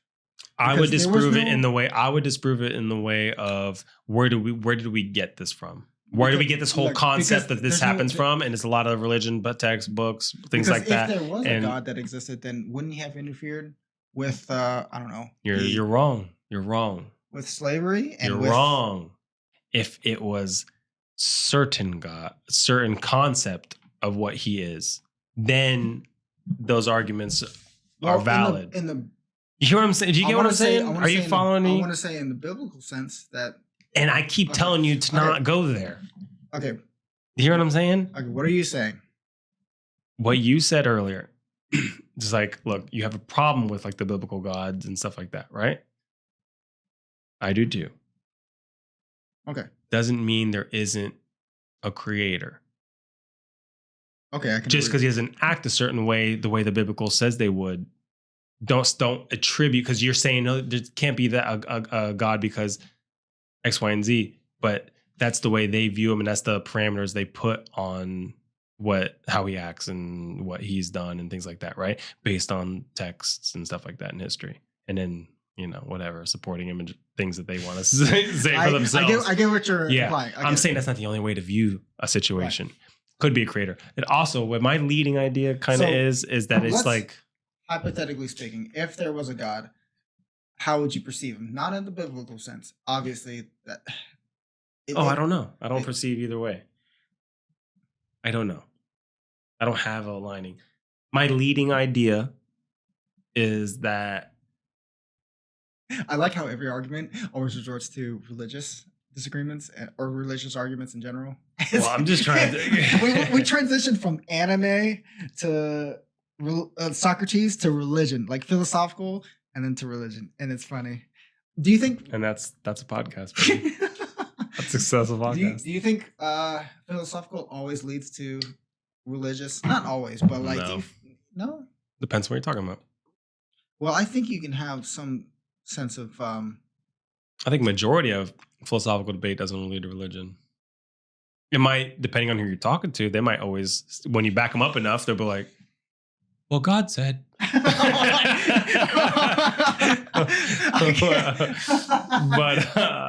well, he said this. You're like, all right, I'm out, tapping out. I mean, it's hard to, like, in general, to find a debate against a Christian, and like they're so adamant about their views. It's because you don't know enough. That's really what it comes down to. I enjoy talking to religious people. I enjoy talking to them, but I'm not saying you don't. But like, the more you know, you understand where their perspective is and why they're saying what they're saying, and then you can say, "All right, I see what you're saying." And then you can supplement your own reasons. All right, well, did this you remember? You also think this, right? You think that, then why would this be the case? They also have a general response against that, and it's like foolproof to what you're saying. Like what? Like what? And you can't debate against that. Like, you have one in your head or no? My biggest one is faith. I can always back them down to faith. It's like, well, my faith, is always right. Maybe not this guy. Like, the guy on he speaks against just having a faith-based ideology, which I really liked about him, which was interesting. I don't agree with where he went, but there was a lot of very interesting things that he was saying, and it wasn't faith-based. And he was speaking against the faith-based ideology. You know what's funny? You've seen Ben Shapiro, right? Yep. The irony is that he's very logical and analytical, but at the same time, he's also religious. Yeah. Which I find it a bit ironic. Yeah. I mean, to me, my gut instinct is that, but like I'm telling you, my older years, I've learned to like be less. I agree with some of his views about it. I also disagree with some of his views as well. Yeah, same. There's a lot of people. I mean, everybody's got it all down. But yeah. Well, I just find it weird that he's religious. You can be so smart in certain aspects and analytical and really getting down to the root of things, but then it seems like there's an obvious blind spot right there that like, did you think about this at all? Like, one of those things. Why do you believe that way? I mean, just think of it logically and like just. Yeah. I don't know. I think it contradicts himself. Just. I'd have to see. Well, he's got a Jew hat. Yeah. I don't know what you call it. A little cap. But you're getting canceled. I was kidding. But on the premise of being canceled as well, I like to talk freely. I hate not being able to speak freely. I take pride in like being free to having the vernacular to speak in freedoms. I don't know how to explain it, but like great vernacular, by the way. Keep going. Keep going. Freedom of speech is important. That's what I'm getting the premise on. And I don't like to talk. I like to joke around about everything and anything. Mm-hmm. It doesn't matter. I don't like to have to walk on eggshells or like not be able to say what I want because someone's feelings are gonna get hurt. Mm-hmm. Now there's pushback there too. Because in a human level, I understand what you're saying. I have the problem with like, look, I'm not supposed to say this right now because hot topic, blah, blah, blah, blah. And it's like, it makes me want to fucking say it. Right? But I'm going to say it. But on a human level, when you're dealing with somebody like person to person, if something's going to hurt their feelings, like why be a dick and say it? You hear what I'm saying? We don't have to. Why do I have to argue the value? What look like? It's about the malice and intention behind your words when you're talking about it. But if you're, this conversation is. I think that's this is okay. Like, let's say somebody I know that might hurt their feelings. I'm like, I'm just talking and I'm just What- questioning you. But like, if I'm in just like I just met this person and like, I'm getting the vibe of where they stand, I'm hearing things. Why say, oh, you believe that?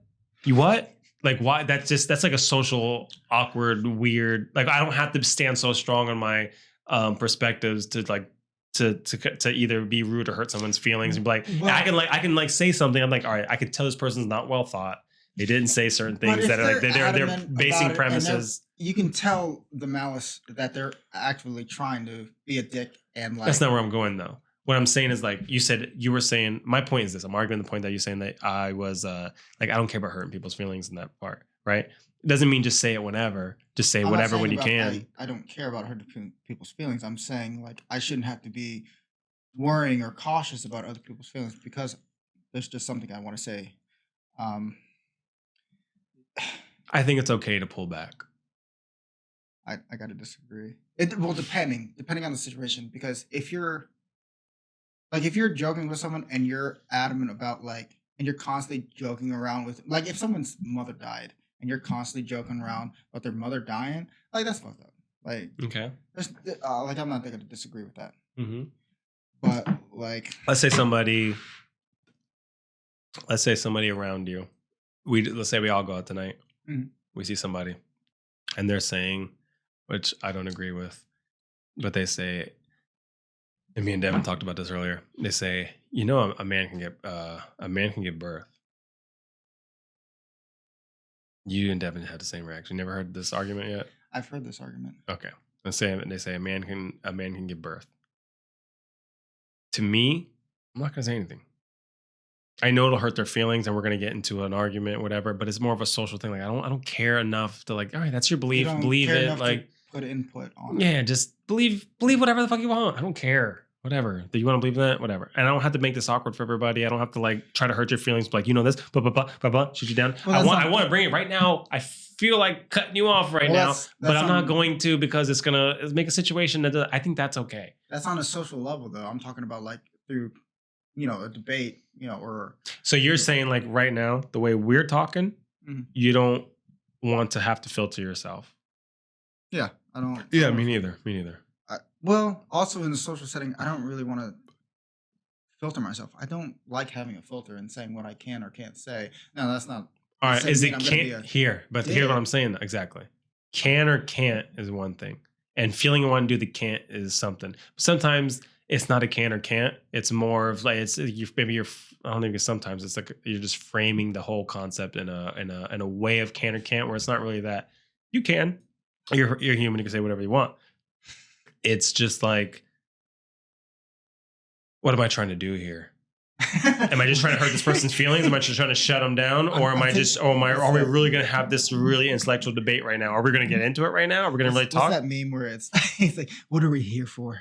What are we? It's that snake meme, that Metal Gear Solid meme where he's like, what are we doing here? I don't know that meme. I don't know that meme. Okay. But that's my argument. Like, just let it slide. You don't have to attack everything. Even in a social setting, I will still stand true to saying what I want, even if it's gonna like hurt someone's feelings. Because why would I surround myself with people that are gonna be easily offended, overly sensitive? All right, let me push back. Instead of making that person uncomfortable and making a situation, just don't surround yourself with that person again. Now you know you don't like them. What I'm saying. That's not exactly what you're saying. Why would I surround myself? I know, but you said if in a social setting, why pull back and worry about somebody else's feelings? That means you're saying something and pull back from what you're saying, and it just to spare their feelings because you don't want your circle to be like that. How about you just spare them at the moment and then you just don't say it? Well, why would I surround myself with that kind of person? Because sometimes you can't help. You have friends who have friends. No. And I've done that. I said what I said. I know, but you hear what I'm saying? I've lost friends like that. And I'm fine with that because I'm holding to my true self. But why not? But like, is that it? Look, I'm holding to my true self. But just because somebody says something, I know that's going to hurt their feelings. It's a social. It's just being like, look, I'm not trying to be a dick. All right. Like you think that, all right, whatever. I don't appreciate you I don't want you around. I don't like the way you always have to bring shit up and like talk about it. Like you make it a situation. I just want to be around you. But I don't have to. I don't have to now voice my strong ass opinion. If you're being a dick about it, then it's time to pipe up. That's what I'm saying. No, I'm talking about them. Somebody who is something that you don't want to be around anymore. And if they're being an ass about it and like being very like judgmental and like talking around, being loud, I'll pipe up real fast. But same, even if they're my friends. Yeah. If they're being an asshole. Like, but if they're just like saying something, I'm like, I don't like that. I don't like where they come from. I don't like their vibe. I don't have to, at that point, it doesn't, and they're not just being an asshole. They're just like saying something, and I'm like, I don't like it. I don't have to fucking then speak out about it and make everything uncomfortable and be rude. I don't have to do that at that point. But if they're being an ass, I can match your energy and be an ass. That's what I'm saying. Right. Meanwhile, that is disproven because you remember when we went to the. I know exactly what you're talking about. Yeah. I did not imagine you cut it short. Yeah. You cut it short. He was being a sweetheart. Hold up. He was being a sweetheart in terms of words. He was being too around us and pushy, and really wanted to be in the fucking group and part of the club. I was not feeling the vibe at all. Nobody was like, feeling his vibe. I'm done here. But he wasn't being an asshole. Yeah, but he was like trying to put himself in that conversation. Yeah. I'm like, dude, I gotta like push my hand forward. I can't. Yeah. No. I was being a dick. I was like, I'll do that. He said, excuse me. No. I think that's fine though. We're protecting boundaries, right? But like, if I lose friends now because of for what I say in a jokingly manner or being serious, then it's better doing it now than it is like in the future. I'm gonna lose them. I'm gonna lose friends anyways, and I'm gonna be surrounded by people who are, who are not gonna take a joke in a serious manner. Mm-hmm. Who are not gonna be easily offended. Yeah, I guess we'll just agree to disagree. You're gonna disagree on that because I agree with what you're saying. I'm disagreeing with you feeling the need to have to. I don't feel the need. Well, like you don't like the fact that you feel like there's something you can't say, and I disagree with the fact that you are like along the lines of, I'm gonna say what I need to say right now, and if you're the type of person that can't vibe with that, or like then I don't want you around anyway. And then so it's like a natural selection kind of thing over there. You know what I mean? It's like you're here, you're not here. There's Darwin's theory. Yeah. You can leave. Like if you're not making the cut, I just feel like, look, just don't be an ass. And then or whatever, you don't have to hang out with that person. Well, I'm also gonna chime in with saying don't be easily offended. Like if you're gonna be emotional that's what I'm saying. That's your circle though. Right. When you're in a social setting and some you can't control everybody who's in your social environment at a particular time. You could later. I disagree with that. I feel that you can have a social setting and be with people who you want to be with. Yes, but I said later. But all right, we're gonna go hang out tonight. I'm gonna hit up one of my friends. That cool? Mm-hmm. That's cool. You know nothing about him. We go out. He's that guy. He's him. He's Exhibit A. He's him. Then you're in that environment. Why make him feel uncomfortable? Unless he's being a dick. Unless he's being an asshole and he's like being a certain way. Why make him feel uncomfortable with just and pushing it? Just say, look, I don't want to be with that guy. So next time I say I'm gonna hit up my friend. Are you hitting up that one guy? I'm like, yeah, he's coming. I'm gonna stay home. Well, what if I'm? There's a diff. That's how you do it. What if that is me? What if I am myself? What if you're that guy? That's good. No. I know. If I am myself and I say what I want to say, and I don't have a filter, and he's offended, I probably don't want to hang around with him because he's easily offended, and he doesn't understand the emotional maturity behind understanding a joke and something taken literally. Oh, okay. I see what you're saying. Like, I think that's surround different. myself. I think that's different than what I was trying to say. What were you trying to say? I was trying to say, let's say somebody's made, my argument was, or where I thought you were coming from was more of like, somebody said something and you disagree. I'm not going to hold my tongue. Here I go. And then I say, there it is. Yeah. It's getting wild. And then you say something. I'm like, you don't need to say that. That's my whole argument. Well, but if you say something first that somebody can't handle, then you know what, fuck it. I agree with that. I've done the former. But that's what And I'm talking about. That's what I'm talking about. I think let it slide, brother. You don't need to hang out with them again. Why be an ass? Unless they're being an ass about what they're saying. That infringes on what I can or can't say. You can say it. And you can say it. I'm just saying, why choose to say it when you're going to hurt someone's feelings? Why? Because I want to surround myself with people who don't. You don't have to surround yourself with that guy again. So I'm backing up again. But just say you agree and we'll be done. So it's like a one-time thing. So it's like a one-time thing. Well, because you can't control whoever's going to be in your circle at any given point. That's how you meet new people. But when you're being social, there's going to be people that are just new people. That have to make new friends. Does that mean new people you like? Have I held my tongue and not said something because I just don't want to hurt this person's feelings and I don't want the vibe to feel wrong? Yeah, I've done that.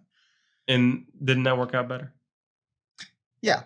And here's the point when I'm saying when someone's being an ass, what if they can't stop saying it? You're like, oh yeah, what about this? And they're picking everybody apart. They're being an asshole. At that point, it's okay to match your match. What I disagree with though is that if you bring that person in the circle again and again, it's eventually gonna that part's up to you, the person. Well, and that's what's leading up to my point is like it's good to fish that person out of the circle because they can't. All right, I think we're missing points here. I'm not missing a point. We're missing points because I'm countering what you're saying. All I'm saying is in the moment. In the moment, when it first happens, you don't have to be an asshole unless they're being an asshole. Okay. I'm gonna summarize it. Don't be an asshole unless they're being an asshole. You don't have to state your opinion. You also don't have to include them in your circle again. You don't have to go back and hang out with them. If you don't like them, you don't like their vibe, you don't have to include them. Done deal. You weren't an asshole. You didn't say whatever. Now, if moved it's consistent and it happens again and they bring that subject matter you don't need them in your circle again. You hear what I'm saying? Just because you let it slide. Brought him over there. If he's your friend and I could. That was one time. That's a one-time deal. I'm not saying one time. I'm saying multiple times. Why would we say that when I just said one time? He's your friend, and you like to invite him in the circle. I literally countered that a second ago. I said, if you don't like that person, you don't want him around anymore, you don't like to be around him, and then he's part of my circle, and hey, do you want to go hang out? Yo, is Jimmy coming? I'm like, yeah, Jimmy's coming. I'm like, shit, I'm probably gonna stay home. Or you make him an excuse or something like that. Okay. That's what I said earlier. And now you don't have to be around that person again because he's annoying. He's whatever. You don't like his vibe. He's not in your circle anymore. Well, the problem with that is that you may choose the latter as opposed to the former because if you got to pick friends, you got to choose one of them because they don't mesh well with each other. What? Like if one of your friends doesn't like hanging out with one of your other friends, you have to choose. Do you not? No, so you can have both of them in there and not have to disagree? It doesn't mean that's for a segment. So put it this way. No, it's for a segment of reality, a segment of time. Elaborate. So look, let's say you don't like one of my friends. I say, hey, me and my friend are going, or I'm going to go hang out. I got a couple people coming over. We're going to do this. Is somebody going to be there? Yeah. I'm probably going to stay home. Done. All right, cool. That person was already part of the situation. Now, me and you're going to hang out. I was thinking about inviting some people. I'm like, yo, don't invite, what's his name? Like, I just don't really get along with him. All right, word, I want to invite him. That's two separate situations, though. But it's post the first situation, and that's how it would normally go down if you really don't want somebody in your circle. Doesn't mean that you have I have to choose. I can hang out with you, I can hang out with that person. Let's say you have three. Who has to choose here? Let's say you have three separate situations, and they both want to come. You have to make a decision, do you not? Yeah, but someone's gonna get the invite first, right? And it's yes. And if I know you guys you are don't friends, send group invites. You don't be like, hey, blah blah blah. So now every time that you invite people, that's not how it normally goes. That's not how it normally goes. It's not how it normally goes. You're right. So I don't have to choose. I'm saying how it doesn't normally go. Look, it doesn't make me in a comfortable position, but at some point I'll be like, and I don't have to choose. There's certain situations where I'll be like, all right, who was I inviting first? Who did I talk to about the situation first? Who, whatever. Who's going to better match well? It's not that big of a deal. Just don't be an ass, all right? How about that? It's not going to be all bread and butter where it's just going to go easy. Just don't be an ass. How about that? Like, it's not about being an ass. It's about saying what you want to say without having a filter on it. That's my premise. Like, I'm not out here intentionally or like maliciously like trying to hurt someone's feelings, but at the same time, I don't want a person in the same circle who can't take a joke. That's it. Fair enough. All right, let's end this bitch. We're at 2 hours and 12 minutes. I could definitely go for long, but if I you can want go to, longer. You want to go a little longer? I could definitely go longer. I can go longer. It's fun. I'm having fun. I'm having fun too. We can keep talking. All right, we're gonna keep going. Let's do what about politics? I am not a big proponent in politics, though I can chime in on general. Are you aspects of left, it. right? I'm Are actually you in between. I am middle, which is called Same. a centrist. Is it? I believe it's called a centrist. I thought it was called independent. Independent. Oh, you might be right. I thought a centrist. No, centrist is a term for it. just But I don't think that they might be synonymous. I don't know. Or independent is associated with a certain group of ideas that I don't know about. Having moderate political views or policies. What's that, centrist? Yeah, that's exactly. What's right. what's an independent? Independent, free from outside control, not depending on another's authority, not depending on another for livelihood. No, not just independent, the word, but like in politics as a. Independent is variously defined as a voter who votes for candidates on issues rather than on the basis of political ideology or partisanship. That's me. That'd be the same thing as me too.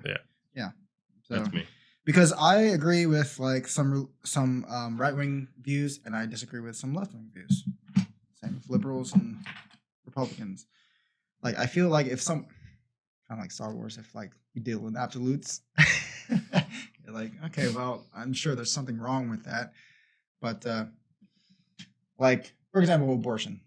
I'm for abortion. I know some people are going to agree that they're against abortion and that you're murdering people. So, what else? What other views are there? All right, let's dive into it.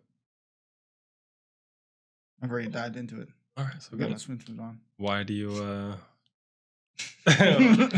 What makes you agree with abortion? What facts have you obtained? Now, this isn't. It's a very smaller scale, but people who are raped and who are assaulted or whatnot should be able a to, kid, right? should be able to. But majority of people who are pro-life, they're not necessarily disagreeing with that, but some do for sure. Yeah, some do, but they'll say two wrongs don't make a right. Yeah. What was I getting at? They were. I'm trying to think.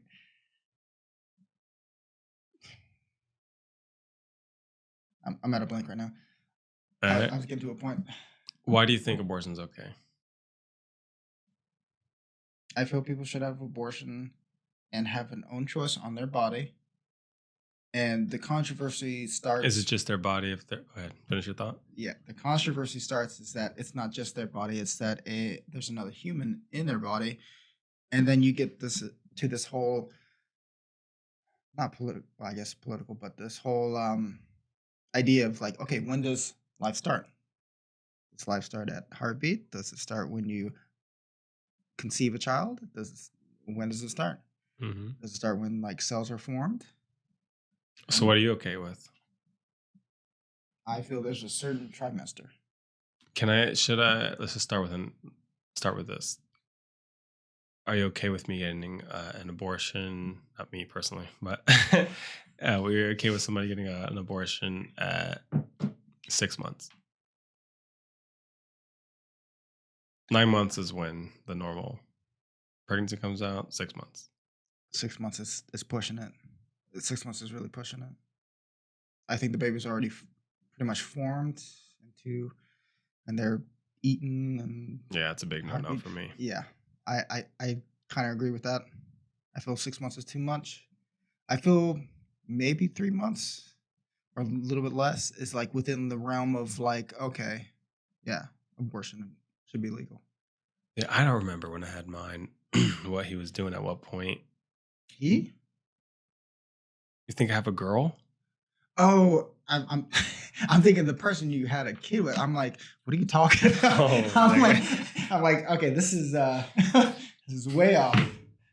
He said, whoa. I think when he had abortion, I'm like, pardon. Pronouns. Let's dial it in. Use his pronouns, right? Yeah. No. I just remember there was one point very early on where I saw him turn around on the ultrasound, like turn around and like he was drinking. And like that was the first moment for me. Cause as a father, what happens is like it's not real for you. It's just like, you know what I mean? It's just like it's a concept of a child. With the mother, it's just like they're feeling it all the time. They have to live a certain way when they're eating it, like their whole world changed. They know they're very aware, hyper aware. Something's going on. Me, it's just like it's a concept, an idea. It's not real yet. So it's just like I'm just battling with the concept. So anyway, when I as a first father saw figure- him roll, when I saw him roll over and like while on ultrasound, like roll and like he was like you see his lips like drinking or whatever. I was like, it was shocking.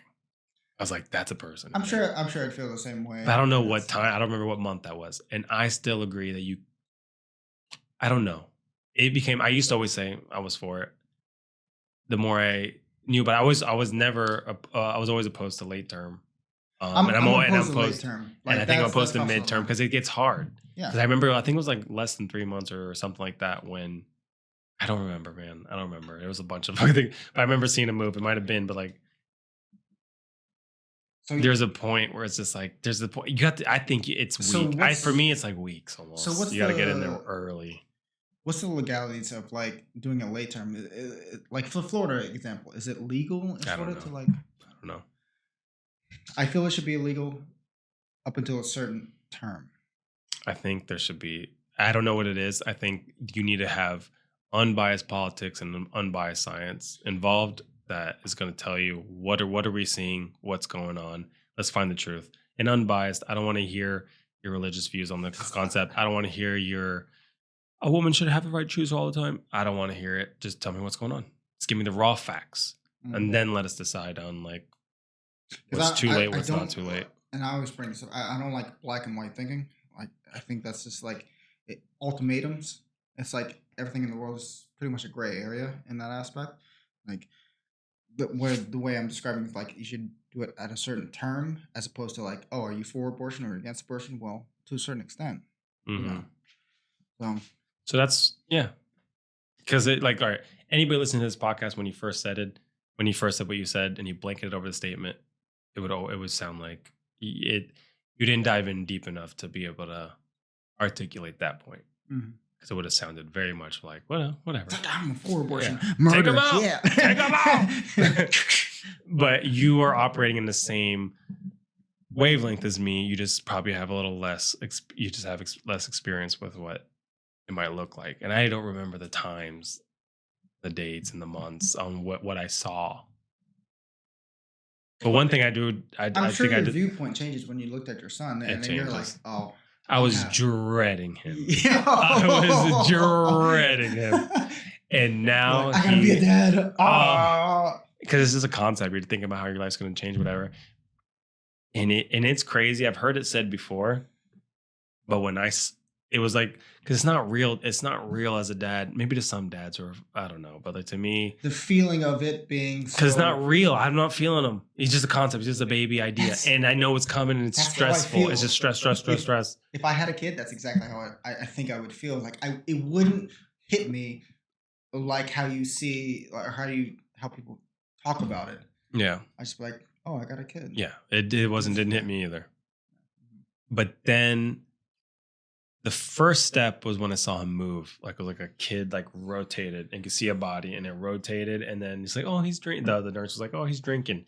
And like, I felt my heart flutter right there. I'm like, and I couldn't help. I'm like, that's cute. And then like when we came home that day, I was like, I felt like, all right, all right.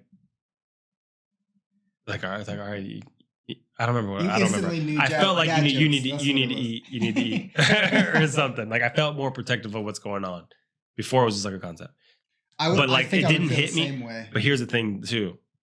Even though that was the case, nothing was the same as when I first saw him.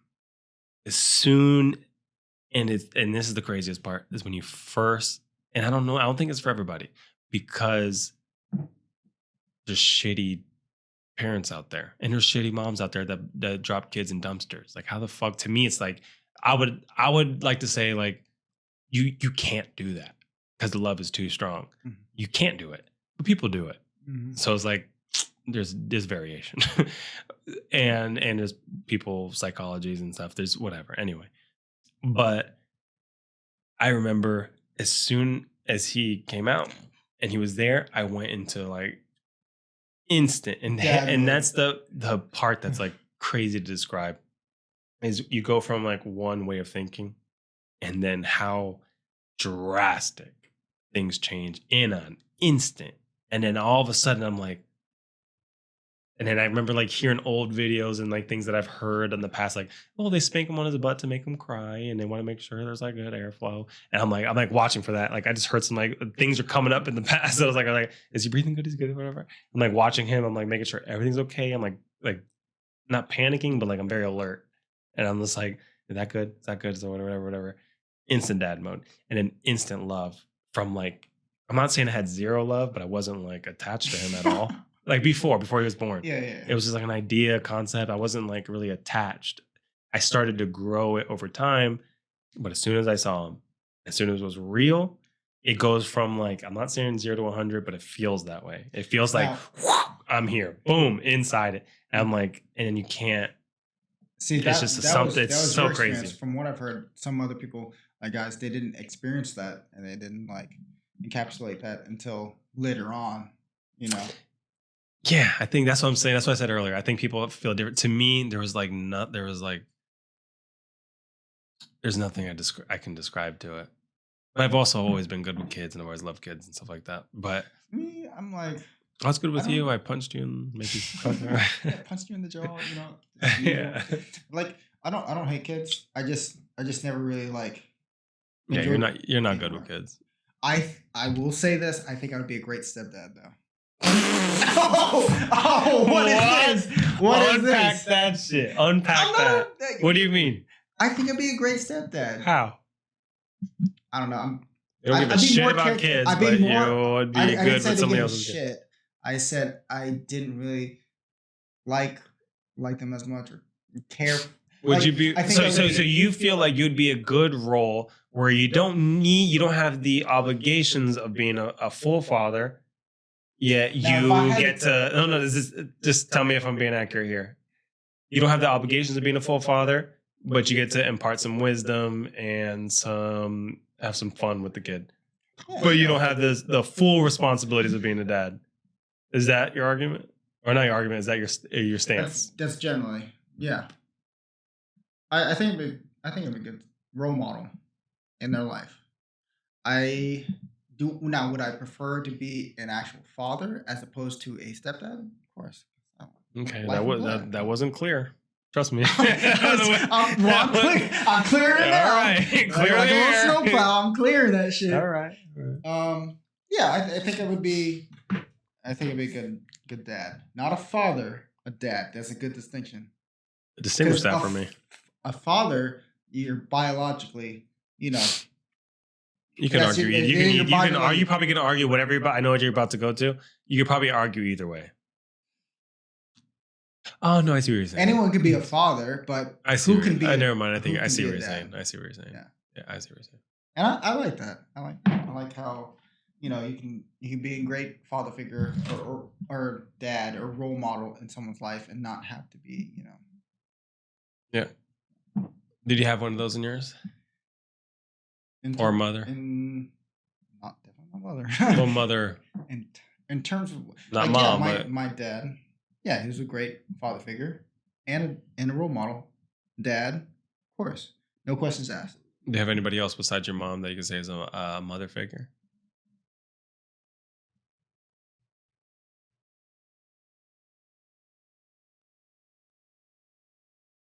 No. Actually, so what do you feel that you're missing? Let's say... The problem with that question is that you're assuming that I'm missing something because I don't have a motherly figure in my life. Yeah, that's true. But I'm going to stand by it. I'm going to continue to ask. Damn it. Yeah. I think there's something. I think it's undeniable. I think, I understand what you're saying. You're thinking that someone needs not needs, but I think it's part of being whole. And I don't think it depends, especially in our society. And let's say you lived in a society where it's not everybody had moms and dads, or or like it didn't sound like everybody had like a stand-up Well, mom and a stand-up dad, right? But they were a 2-person household, which I understand. Well, let's say we all lived in clans. Let's say this neighborhood right here was all clan, and everybody was able to like people would like because in Indians, like people would breastfeed the other person's like child, and it wasn't unrare to do things like that, right? Mhm. It was a crazy community like that. People would raise if something happened to any other parent, they were raising them. It was no questions asked. It was a very communal thing, right? If you lived in that kind of thing and your mom died, you might not have the same struggles as somebody in today's society that would have. Not saying your mom died, but like, you feel like you had an absent mom and things that could have been imparted on you from there. You feel that way. So I'm saying, given a society with the pressures that we have now in the way that you might view what was lost to you. So let's They have to understand form something So as you what's grow. the pros and cons to not having a motherly figure in your life as opposed to having just a fatherly figure? Oh, actually, That's a hard I got to disagree. I had a stepmom. I think of her as her mom, Alma. Yeah. So I consider her as a mom. So I did have a motherly figure. That was pretty later though. You're like 15 at that point, or were you? Yeah, you're like 15, 16. 10 or 11. Definitely not. Me and Devon You're were gonna tell because me. me and Devon were drinking, and I didn't drink until I was 20. I didn't drink until I was 21. And me and Devon were drinking, and we were singing a song on their wedding day. I was definitely not 15 because We were at least 22 or before 21. that. We were 22. I did start wrestling before that, and I was also in the apartment, and she was there. So Obviously they dated before. At least 12 or 13, at least. That I can be sure of because we were living in an apartment, and she was there, and I didn't just start wrestling or go to high school until then. So I know that. Mm-hmm. So that's the starting point. Okay. And there's a lot of formative years before that, especially when the mom is very important. Well, I had her there, but it wasn't a great experience. So I mean that. Yeah. I'm not saying she was a complete dick, but yeah, I just feel like me and you disagree with her. I will always disagree with. I just feel like you lost the heart that a mother could have gave you. There it is. Oh, listen to the irony here. Listen to this irony. Listen to this irony. Let me hear this. The heart that a mother could give, you lost out on, or you feel like you lost out on. I mean, look, Devon got it. So it's not, my point is, it's not like this is written in stone, right? That this is what happens when that happens. But for you, I think it's, the irony is, in what I'm trying to say is this, is like you lost out on the heart aspect and the really emotional feeling aspect that you would get innately with a mom. And that same emotional disconnect that she might have caused is why you can't feel for her. Now, I don't necessarily disagree with your entire point, but I will disagree in. I'm not really an emotional person. So, not don't get me wrong. I'm emotional in certain aspects, but like, as far as like needing a mom to. I'm there. You know, I didn't have my mom will hate hearing this, but my biological mom wasn't there. I don't feel like you need a mother in order to encapsulate like an emotional. Yeah, I agree. Depends on what you were raised and all the nuances. But you were around your mom majority. Yeah. Yes. Yeah. And then my stepmom took that role. So that's later in life. Later. There's a lot of formative stuff and thoughts and ideas and things that you carry from then to now. Mm-hmm. Doesn't mean they weren't sorted out and things like that. And look, I think now I always had. Go ahead. I will say that you don't need a motherly figure in your life, though. Not that you. All right, I'm look, sure you agree that need? you don't necessarily we had to define need. Yeah, what's need? You're gonna live. Figured you were going to go. You don't need anybody, but you don't need nobody. Fuck yeah, everybody. Literally, you could just as long as you have food, water, whatever, you're gonna keep growing, bitch. Like the necessities of life, yeah. But there's things that you learn, and there's things you gather, and good parents will help that. That wasn't the right premise of what I was getting at.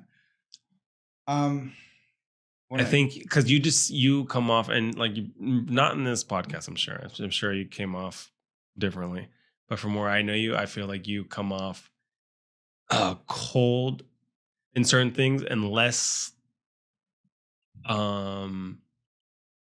understanding of the plights of others. And I know you haven't had it good, so I know you have empathy? This is where it's getting hard for me to describe what I'm trying to say, because you haven't had it great yourself. And when people don't have it great, they understand what it's like to not have it great. Right? Yeah. So you have that understanding. Mm-hmm. But there's a coldness to you in certain things that like I don't think is a normal way. There's a chill in the air when you speak.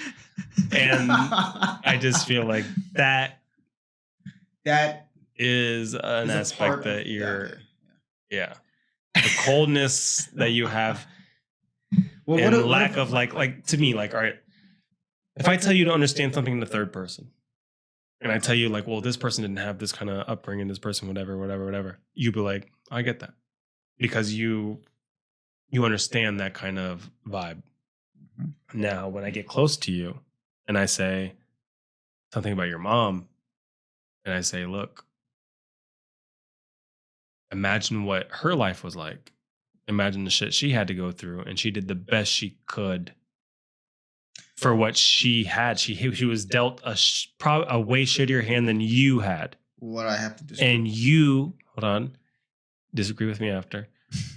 And you, because this is the most likely. Like, some people fuck it up, right? Some people do, and maybe you're right, and maybe they didn't. But a lot of people get dealt shitty hands, and they do better than what they had before, and it's still shitty. And then now you are going to do your best job for whoever you influence in your life to be different, and then you will come across and say, well, the option to be better was there, and you didn't take it. That's what I was getting at. I know that you were going to take it there. I know you know. I know. And my thing is like, not everybody is just there. Yeah, you can do that there. Now you take the mantle and move on, but you don't have to hate somebody or be upset with somebody for not pushing it where you think it should have been pushed. They did what they could. That was what she had. That was the cards. You don't even know. Like, imagine if you were her and thinking about things that she went through. Maybe you would have been like, fuck, man, this shit, like, life fucking sucks. Like, I was dealt this, I was dealt this, I was dealt that. And now I have all these kids early on. And now you want to like vilify her for having all those, whatever. Life happens. And like, shit happens. Yeah. Use that excuse as life happens. I didn't have an opportunity. She had the option to not have 4 kids. That's a lot of kids. Yeah, I understand what you're saying. That's an option. That's a choice. Yeah, but people make certain decisions based on where they're at in life and not or in what they know, and they could be down in the dumps, and maybe they never get out of the dumps. But when do you stop using excuses and actually take accountability for your actions? Well, that's what you do, and now you can break a cycle. And that's has been different because I'm all right, but you don't have to hate somebody for from mistakes that they've made. You made mistakes. Okay, understand their mistakes, and then you can just like move. Let's say they keep making the wrong mistakes, and they know it's the wrong mistake. Where do you draw the line? That's a good question. I would say that it's when it's influencing your life. Well, it was influencing my life all the time. So yeah, but do you think it could influence it now? As far as not having no, you have a connection with her. Are you going to change anything you do? Are you going to learn less? Are you going to where you are now as a man? Well, you can split hairs in that concept. Like, if you could argue that since I didn't have a motherly figure, that certain aspects in my life, like, I'm not proficient at. That's not what I'm saying. Okay, what I'm saying is right now, you have a reconnection with her. Okay, let's just say that. What are you going to lose out? Is she going to influence you on some shitty things? Is she going to make you less of a man now? No. But what's the pros to having someone who is having a reconnection with your mom and understanding and having some healing in your heart? I know you don't think there's any healing needs to be done. Yeah, I know you don't think that. But Well, The understanding and just putting it aside, man. Look, you fucked up. well, You weren't the person that I needed you to be. well, here's But her fuck ups made you the man you are now. Part of it. When you go through hardships and you go through things like that, you wouldn't be if you had a fucking rosy life. You wouldn't learn the things that you had to learn through the trials and the things that you went through. What would be the pros and cons to having someone who is a toxic or a cancer in your life? See, Well, maybe you're minimizing, or you're putting her in a box that might not be all she is. To some degree.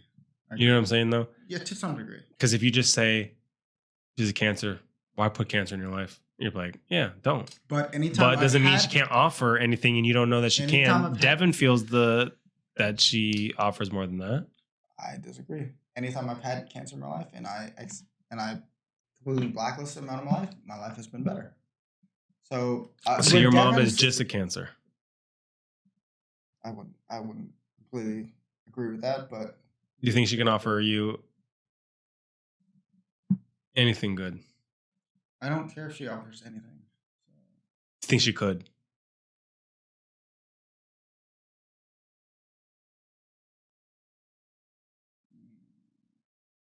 I think you don't know.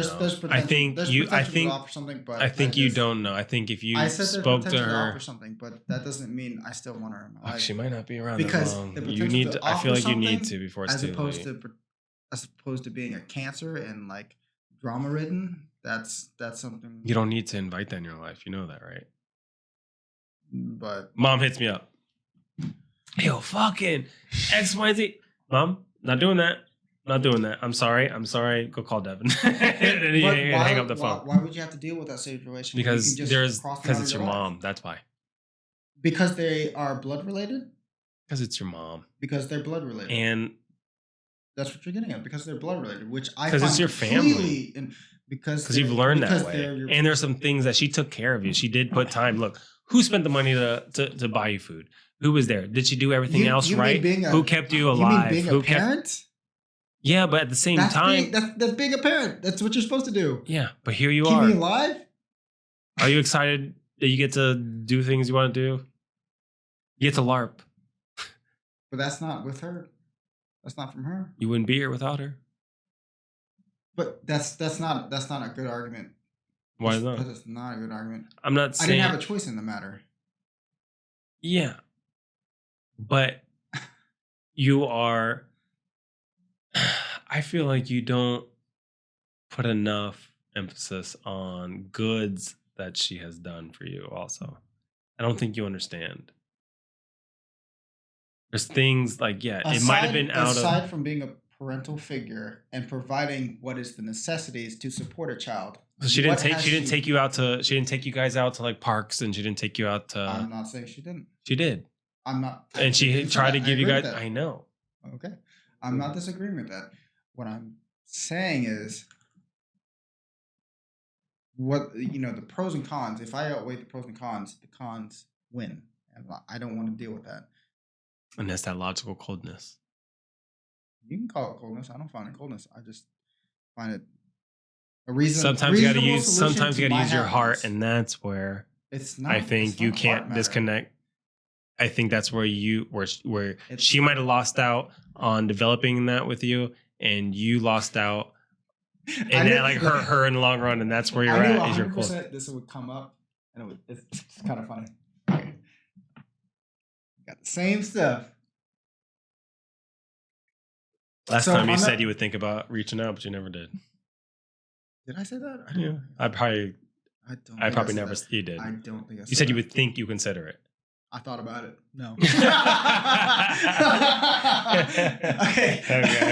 Okay. So you talked about my mom. What about your mom? So what was the pros and cons to getting a relationship with your mom? Or getting back. Did you say the pros or the cons? What'd you say? The pros and cons and the both of them? Yeah. Yep. You have two moms? No, I mean did you ask me the question, the pros and the cons, or did you ask me one or the other? Or what am I answering right now? Pros and cons to revitalizing the relationship between your mom and you. All right, I would say there's 0 cons. Now that could be because she's a different kind of person as opposed to my mom, and that'd be a different perspective, which it's okay. All right, so let me give you the history. I don't have, like, you were with your mom, and you were with your mom a long time, and you were experiencing your mom and a lot of her negativity that you feel is negativity, right? I'm not going to cast anything, but the things that you felt were undesirable things that she did, and you experienced them firsthand because you were there. My mom wasn't there. So my mom was gone when I was like 2. I think she tried to, and I actually need to talk to her. Maybe I should get her on the podcast. Hold on. Because I don't know her perspective. I don't know her perspective. I don't know her perspective. But my mom apparently, they had joint custody. They were going back and forth. My mom took me one of those times, and then she ran off. My grandma and grandpa happened to be private eye investigators. They found her. Took it. She lost custody. Done deal. Then it's like my dad was always saying, I never try to keep you from your mom, ever. But my mom still lost. So, like, did my mom just not, like, try to reach out? I don't know. I spoke to my mom once when I was 5. I think, here's the ages, 5, 7, and 11. So in memory, it was 5, 7, and 11. I remember visiting her. I probably spoke to her more than that, a couple more. But, like, those were the ages where it was, like, mainly happening. I went to visit her one time. My dad brought me. And when she was in town, and I only spoke to her 5, 7, 11, but the majority of my life I lost contact with her. I'll say, like, but if she wanted to, hold on, let me get to that part. Okay. Then when I was in college, my grandma found her on MySpace, and my grandma said, "Was like, yeah, I don't know what you want to do with that, but this is your mom." And then I was like, "Oh shit!" I reached out to her. We talked. And then she was coming to Florida to go visit some family. And I was like, all right, we'll all link up. I just had an appendicitis. I had an appendectomy, whatever. And I showed up just fresh out of the hospital. You had that. Yeah. Oh. It was a shitty experience, but moving on. Okay. So I go meet up with her. Everything's like fine. Everything's whatever. But I will attribute the way I viewed it largely on my dad. Because my dad always explained what I was trying to explain to you in different ways. It's like she was young when a lot of the bullshit happened. She was young, and people, and like it wasn't just like one conversation. It was just like, and it wasn't just my mom. It was like just like life and like when things would go on or whatever. My dad was always explaining things to me. And we'd be like, so what I learned is like, look, she was young. People make mistakes. People are going through hardships, whatever. She was abused when she was young. She has an iron, iron stain. She has an iron like scar on her arm or whatever from when I think her biological parents like threw an iron on her. She ended up going to foster care. Yeah, somebody who was growing up into that are not going to make the best decisions in life. That's my mom. Whatever.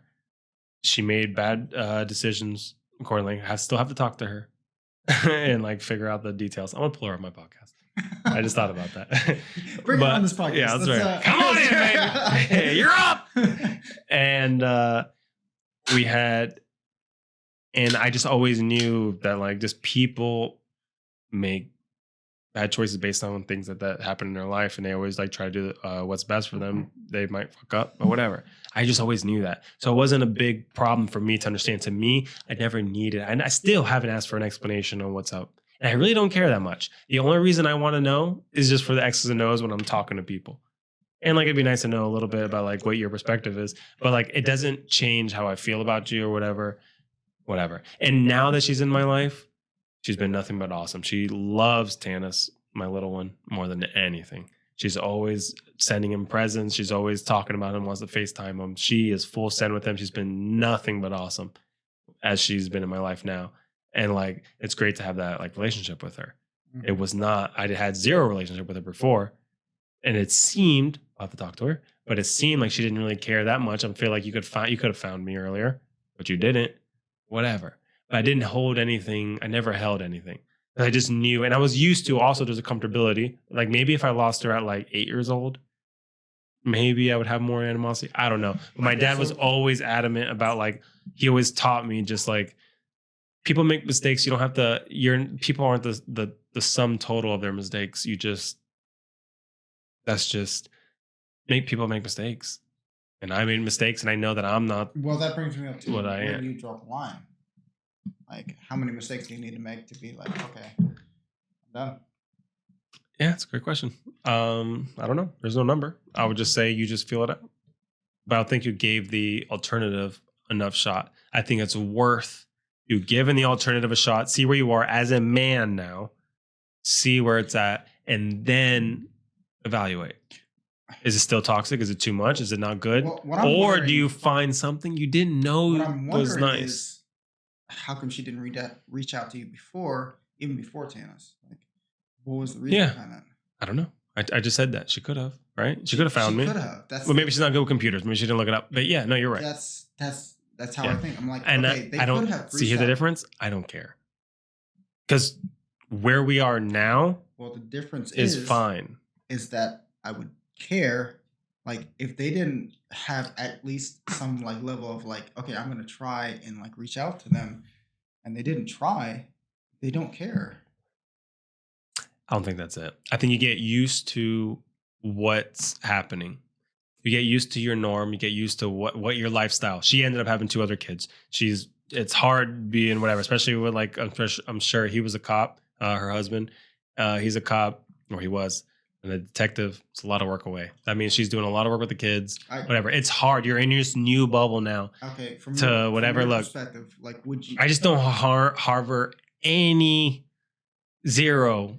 I get it, but you might be biased because that's personal. But like, if I don't know, Tanis and your ex moved away, and like, how much would you try to talk? We talked before I had Tanis. That was when I brought up Tanis, and like I said that how she's so good with him. That was that's later. I'm not talking about that. I'm talking about like if your ex and Tanis moved away. Like, would you not try to like talk to Tanis and like? Yeah, definitely would involve yourself in your life? I see what you're saying. Yeah, definitely. That's what I'm getting at. And here's what I'm saying: she didn't do that to me, but I don't harbor any hate because I know people are different things. But that's what I'm saying. I forgive her.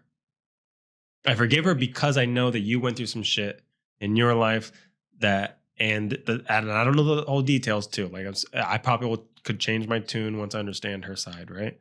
But to me, the bottom line is you definitely could have got to me, especially when I had a MySpace and MySpace Papa, you had a MySpace. Maybe she just got a MySpace, and that's how my grandma found her. I don't know the details. Why couldn't you? Why couldn't she? Maybe she could.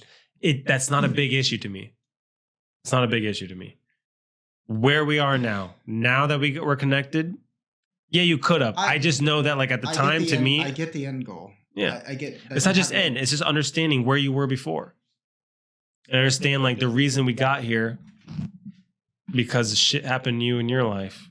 I'm gonna and I forgive you for doing what you did to me. Disagree on that. She had the option to talk to you. She had the option to reach out to you, and she didn't. That's a problem for me. She made her life with another family, and she had 2 other kids, but she didn't want to talk to her own son. Well.